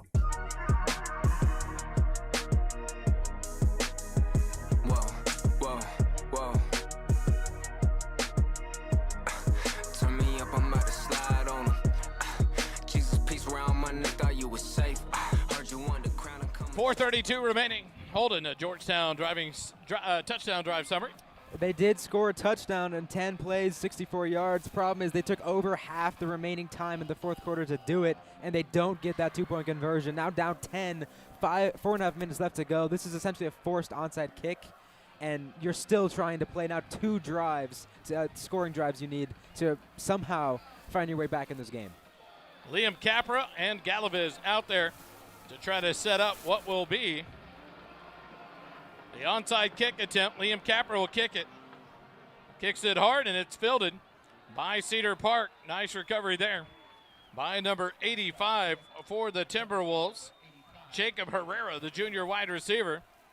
No chance to advance it. He lays down on it, and Cedar Park takes over. 1st and 10 at the Georgetown 47, or at the Cedar Park 46.5. The line judges haven't set the line yet. It'll be at the 46-yard line. 1st and 10. Georgetown with only 2 timeouts remaining. And you know the Cedar Park Timberwolves will be running the ball here. It's Cooper in the backfield. 1 wide receiver right, 1 receiver left. Trey Hill to the left of Cooper in the backfield. Snap. Cooper will keep it left. Gets a block. 50, 45, 40 before he's knocked down. Well into Georgetown territory at the 41-yard line. Just can't do anything to stop them. Everything Georgetown's tried to do on defense has not been successful, and Cedar Park is just grinding this clock out. Cedar Park will take their time here as the clock continues to run. Under 4 minutes, 20 seconds remaining in the ball game. 1st and 10 at the Georgetown 41-yard line. The way this plays out, Cedar Park will be your District 8 champions. They will be the number 1 seed going into the playoffs next week to host the number 4 seed out of District 7, I believe it is. Georgetown will host a home playoff game against the number 3 seeded team out of District 7. Snap, hand it Trey Hill left side, up past the 40, knocked down at the 39, make it maybe the 38. We'll see where they spot him here. At the 39, a gain of 2 brings up 2nd and 8. The clock continues to run. Under 3:45 remaining in the ball game. Eastview let the Leander Lions think they could hang with them for a little bit, but it's now 50-13 Eastview over Leander. At one point, Leander, I think, led that game 13-8. Yeah. And it's been outscored 42-0. So, and the way this ball game starts to look like it's going to pan out, Eastview will fall to the number 3 seed with their win. And they will play on the road against the number 2 seed. Looks like that'll be Midlothian out of District 7. Snap back, Cooper hands it to Trey Hill, right side, makes a man miss, and he's off to the races. Touchdown, Cedar Park.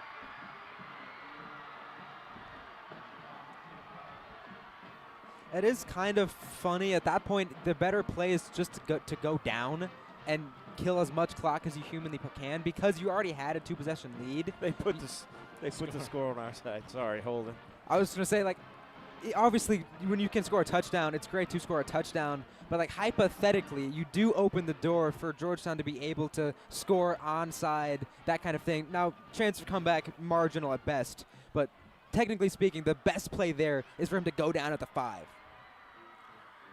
Now they'll try the extra point attempt off the foot of Jonah Johnson. Snap is back. The kick is up. The extra point is good. 53-36. Cedar Park leads it over Georgetown.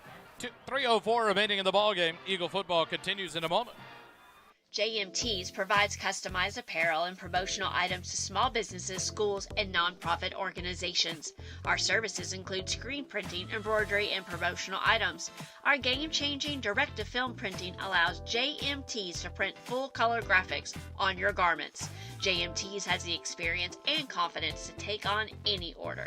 Visit the website at jmts.com or call us at 512-388-5555.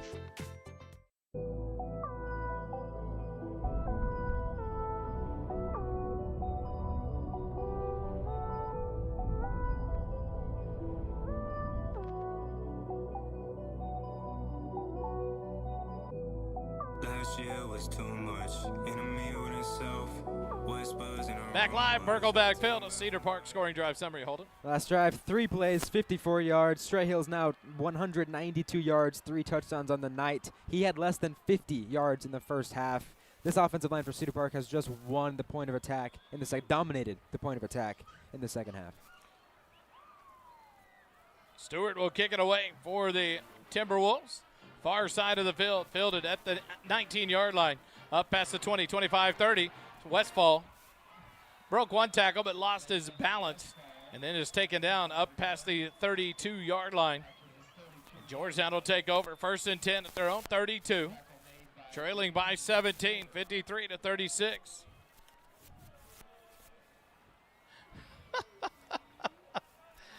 The referee on the far side standing there with his hands open like, hey, throw the ball across to me. The other referee in the middle of the field, the umpire, looks at him and tosses it like 5 yards and lets it roll away from him.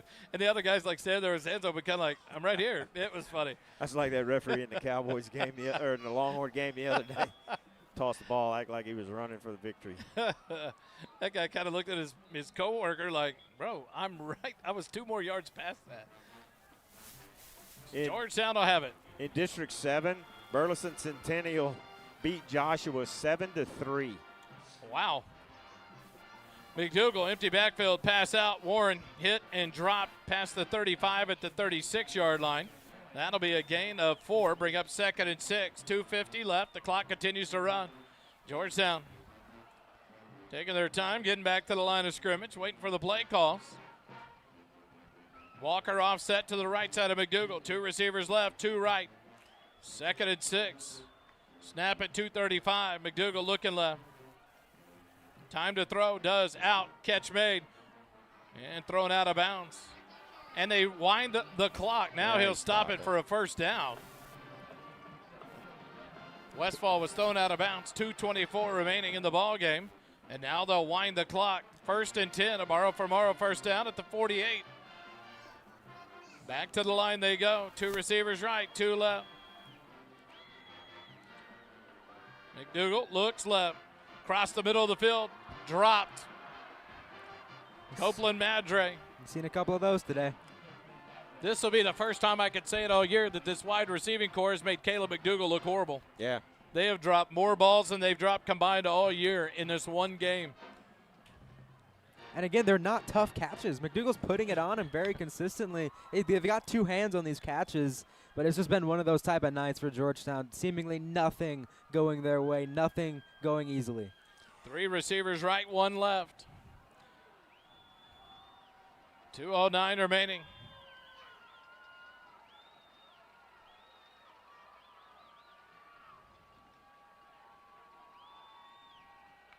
Lots of motion, and now a clap of the hands. Pressure coming. McDougal, catch made by Madre. Makes a man miss. Up to about the 40-yard line. Tries to get out of bounds, but can't. Stop the clock. It's a first down. There we go. And it's at the 2-minute timeout. 2-minute timeout here in the fourth quarter. Eagles will have the ball first and 10 at the 40 of Cedar Park. When we come back, Eagle football continues in a moment. Syntex Shirt and Embroidery offers a variety of unique custom clothing and gifts, as well as personalized embroidery for schools, fundraisers, businesses, and more. Whether you need 1 shirt or 100, there are no minimum order amounts on any custom pieces. Stop by our shop at 1911 North Austin Avenue, Suite 103, and check out our in-stock spirit apparel. Visit our website at www.syntexshirt.com. Syntex Shirt and Embroidery is the official outfitter of First Responder Broadcasting.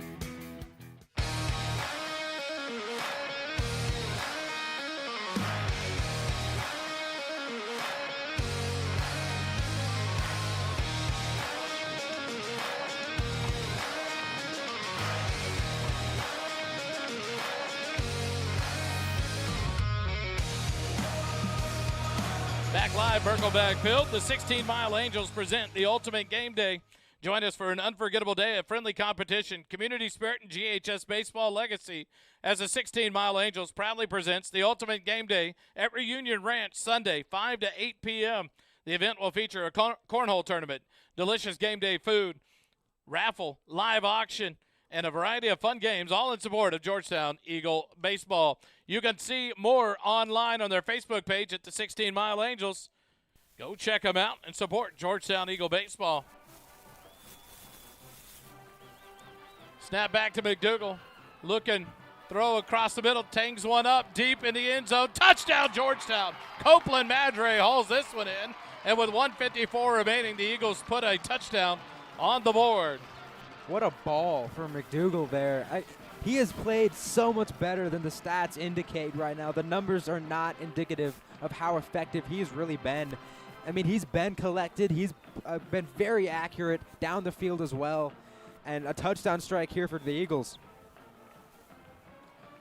So the Eagles will go for 2 here as they're down 11.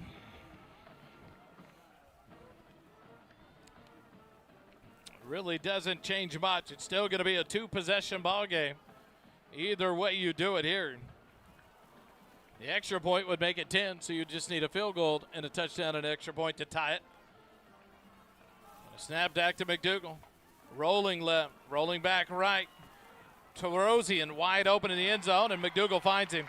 2-point conversion is good. 1:54 remaining. 53-44. Georgetown trails by 9. Eagle football continues in a moment. The Golden Rule is located at 606 South Church Street in Georgetown. The Golden Rule offers an amazing menu and even better atmosphere. Enjoy a wide variety of menu items like Cantonese riblets, Texas fried quail, roasted beet salad, and elk double smash burger, and much, much more. Join us for Sunday brunch with a delicious selection of food and drinks. Give the menu a look at goldenrulegtx.com. The Golden Rule, above all else, goodwill, friendship, and kind regard.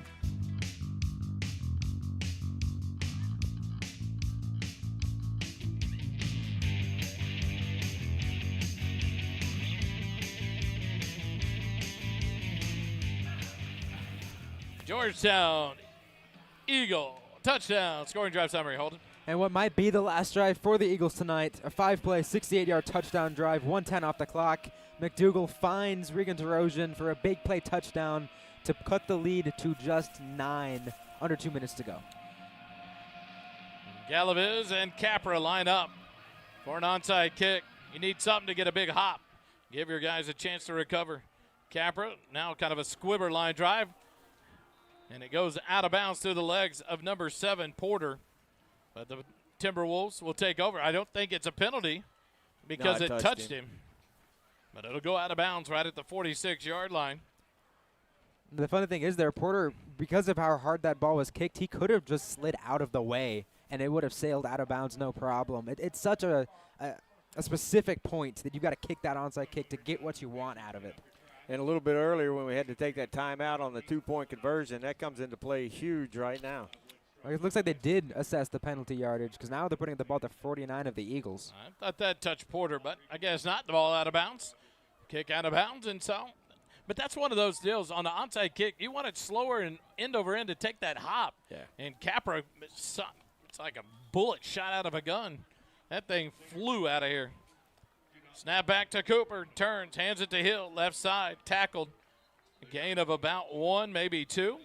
And Coach Chuck Griffin will take his second time out. We come back, second and 8 with 1:50 remaining here in the ballgame. Eagle football continues in a moment. Stay with it. For all the fly fishing, hunting, and outdoor enthusiasts, River and Ranch Provisions is your one-stop shop for the gear you need. River and Ranch offers a large selection of outdoors and hunting supplies. Cody, Brad, Sam, and Tim have put together a high-end outdoors outfitter with high-quality services to make everyone feel welcome and important, regardless of your experience level. Come see what we have to offer at 807 South Austin Avenue in Georgetown or visit our website at rrpgtx.com.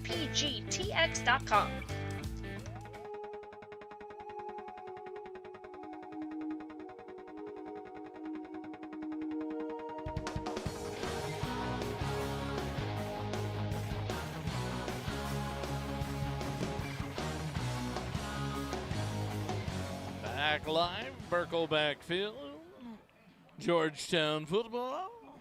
Next week, it'll be playoff football, and it will not be here on the SHN Sports Network per UIL rules, regulations, and contracts. All playoffs will be brought to you on the NFHS Network. So just make sure you type in nfhsnetwork.com, and that's where we will bring you the action. You have to get you a month subscription there. Handed off, Trey Hill right up the middle. 45 hit, dropped. And they'll spot him up to the 43-yard line. And that'll make it a 3rd and 4 when we come back from the third and final timeout called by head coach Chuck Griffin. 1:47 remaining in the ballgame. Eagle football continues in a moment. Instant replays are brought to you by J. Byron Custom Homes. J. Byron Custom Homes is an established home builder that is expanding into more areas of Central Texas, including Georgetown, Cedar Park, Leander, Marble Falls, and more. Whether it's a new custom home or a remodel of an existing home, J. Byron can meet and exceed your expectations. With over 50 years of building experience, J. Byron Homes will work hard to see that you have the house you want to call home. J. Byron Custom Homes, exceptional craftsmanship with a personal touch. For more information, visit our website at jbyronhomes.com.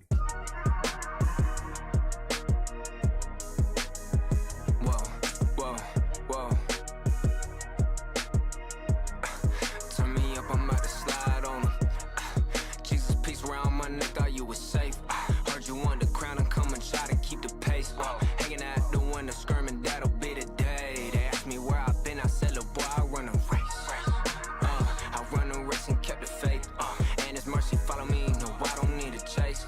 Hanging out a window, screaming, that'll be the day. They ask me where I've been, I said, look, boy, I run a race. 1 minute, 47 seconds left in the regular season. Cedar Park has it, 3rd and 4 from the Georgetown 43-yard line. Snap back to Cooper. Hands it off, Trey Hill, left side. He's off to the races. Touchdown, Cedar Park. Is he going to run all the way? And he will. Touchdown, Cedar Park.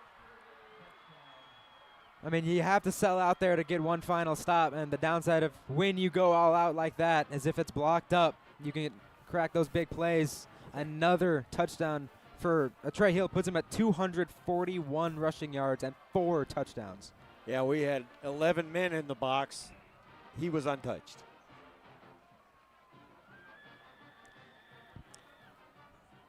On other good news for Georgetown High School, the girls lead it 21-16 in the 4th set. They can pull out set 4. They advance to the regional finals next week. Extra point attempt is up, and it's good. 1:41 remaining. It's 60-46. Eagle football continues in a moment. JMTs provides customized apparel and promotional items to small businesses, schools, and nonprofit organizations. Our services include screen printing, embroidery, and promotional items. Our game-changing direct-to-film printing allows JMTs to print full-color graphics on your garments. JMTs has the experience and confidence to take on any order. Visit the website at jmts.com or call us at 512-388-5555.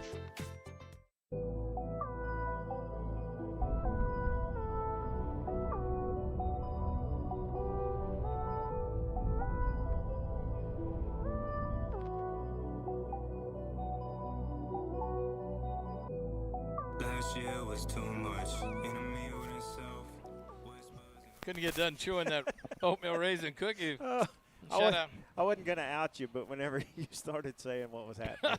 Yeah. It was a halftime meal that they provide here. It's wonderful. Can't brightside the dinner provided here at halftime up in the wonderful press box. We're here in the JCT Memorial Broadcast booth.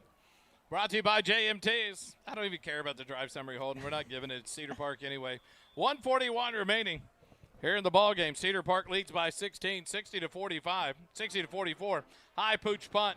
Kickoff. Fielded on the run at the 24. Copeland Madre. Hit. Bounces off a tackle. Coming near his side. Copeland Madre off to the races. You're not going to catch him. 30, 25, 20, 15, 10, 5. Touchdown, Georgetown. And no time came off the clock. Now that's a scoreboard operator. 141 when he started. He's that fast you couldn't even see him. It's a touchdown. 141 remaining. I could just laugh. All I can do is laugh, man. I mean, how do you make it up? What do you go? How fast can he run 75 yards? In 8.1 seconds. And Georgetown cuts it to a 10-point deficit as Gus Papa Constantino comes on. Guys, we've been kind of frustrated, but there hasn't been a whole lot of defense tonight. Either side of the ball. 110 points on the board. Give credit to our special teams tonight. Tarosian, open, 2-point conversion, good. 60-52, Georgetown has it to a one-possession ball game. Yeah. I'm not going to ask, but we'll be back. Eagle football continues in a moment. Instant replays are brought to you by J. Byron Custom Homes. J. Byron Custom Homes is an established home builder that is expanding into more areas of Central Texas, including Georgetown, Cedar Park, Leander, Marble Falls, and more. Whether it's a new custom home or a remodel of an existing home, J. Byron can meet and exceed your expectations. With over 50 years of building experience, J. Byron Homes will work hard to see that you have the house you want to call home. J. Byron Custom Homes, exceptional craftsmanship with a personal touch. For more information, visit our website at jbyronhomes.com.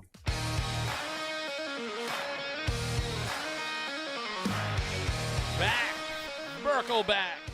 JCT Memorial Broadcast booth brought to you by JMTs.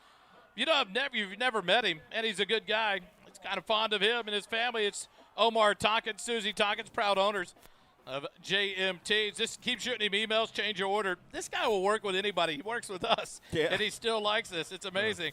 But I tell you what, they provide customized apparel, promotional items, small business, schools, nonprofits. JMTs has the experience and confidence to take on any order and to take on any customer, no matter the headache Kelly provides. Holden, I mean, another good special teams play. Yeah, the second kick return touchdown, no time came off. Oh, well, actually, they just set 11 seconds to come off the clock. Arbitrarily, I suppose. He's not that slow.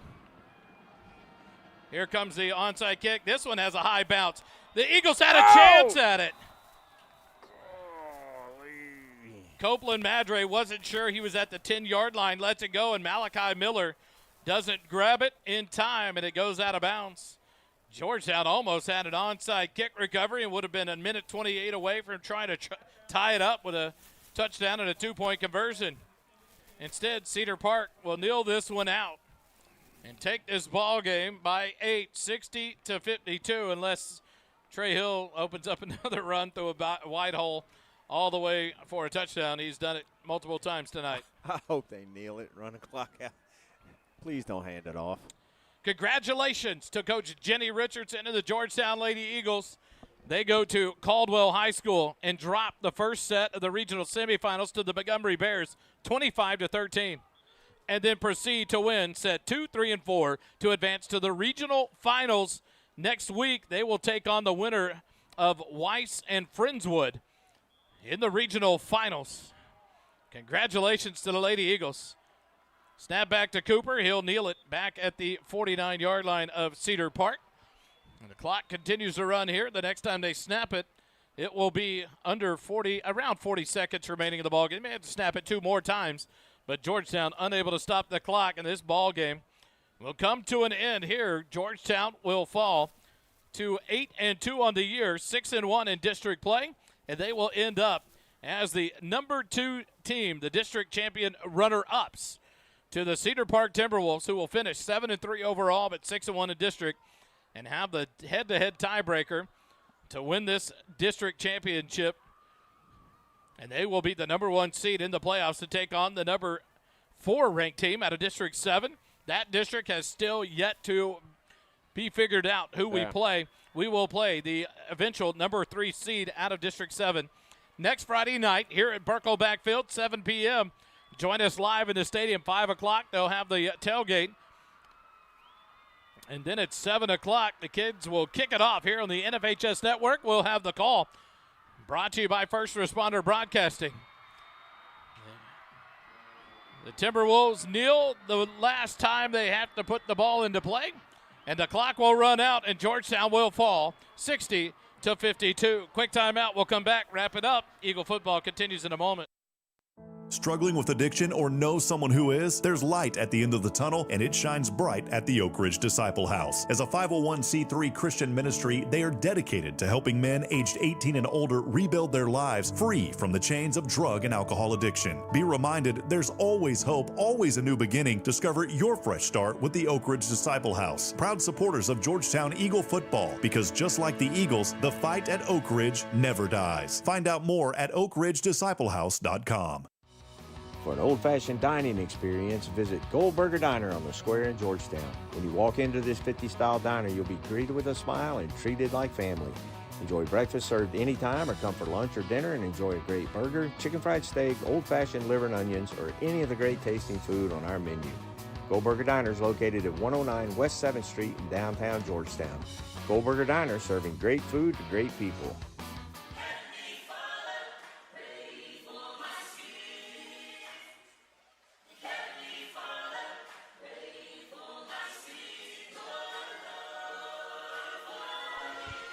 Back live here at Burkle Backfield, the Georgetown Eagles fall 60-52 in a barn burner. Literally, it's on fire. Nobody could play defense to stop anybody in this ball game. Georgetown special teams truly kept them in the ball game here in the second half with 2 big touchdown returns off the kickoff return, Copeland Madre and Braylon Westfall. But after that, really lost opportunities in the first half by Georgetown. They got one stop. They had a chance, punted it back over at Cedar Park, scores at the end of the first half, and then just kind of took control of this ball game to win it over Georgetown 60-52. Kelly, your final thoughts? I said earlier I was curious of how this Georgetown team would play with not a great deal of pressure on them, and did not look good. This defense has some work to do to get ready for the playoffs, but I trust the coaching staff will get them ready to go. And you know, if you told me before the game Georgetown scores 52 points, I tell you we win this ball game. But didn't turn out that way tonight. Congratulations, Cedar Park. But we got another ball game to get ready for. Holden, your final thought? Yeah, first and foremost, Cedar Park played a heck of a game. All credit to them. They came in here with a game plan executed at a high level. I mentioned it at halftime. I thought the turning point would be whoever gets a turnover, and that interception on McDougal to allow Cedar Park to extend their lead to 2 possessions was really the difference in this football game, because if Georgetown is able to tie that game, now you're playing in a one-possession differential the rest of the way out. Instead, Cedar Park was able to nurse that multi-possession lead all the way to the finish line. Heath, any final thoughts from the field? They just got to recollect themselves, put this one behind them, and make a long run in the playoffs. Georgetown will be the number 2 seed out of District 8. It will be number 1 seed Cedar Park Timberwolves. Number 2 will be the Georgetown Eagles. Number 3, the Eastview Patriots. And number 4 will be the Lake Belton Broncos, as they will go to the 4 seed with their win and head-to-head over the Rouse Raiders. And so District 8 is set. Georgetown will play at home next Friday night in the playoffs at 7 p.m. here at Birkelbeck. Next Thursday night, we will have the Coaches Show live at Camp Brightside. Move to Thursday night, 6 p.m. with the team dinner at 5:30. And then we will have football on Friday night. Folks, you can check our Twitter page. You can check the Georgetown Football Boosters Twitter and Facebook pages, and they'll be in multiple places. But you'll be able to find a link for next week's broadcast. Again, that will be on the NFHS network. Unfortunately, that's just the way the rules and the contracts work. Small fee associated with that, unfortunately, but it is what it is. But we should be the broadcast team for that game. According to the rules, regulations, and everything set, we will get the broadcast for Georgetown next week.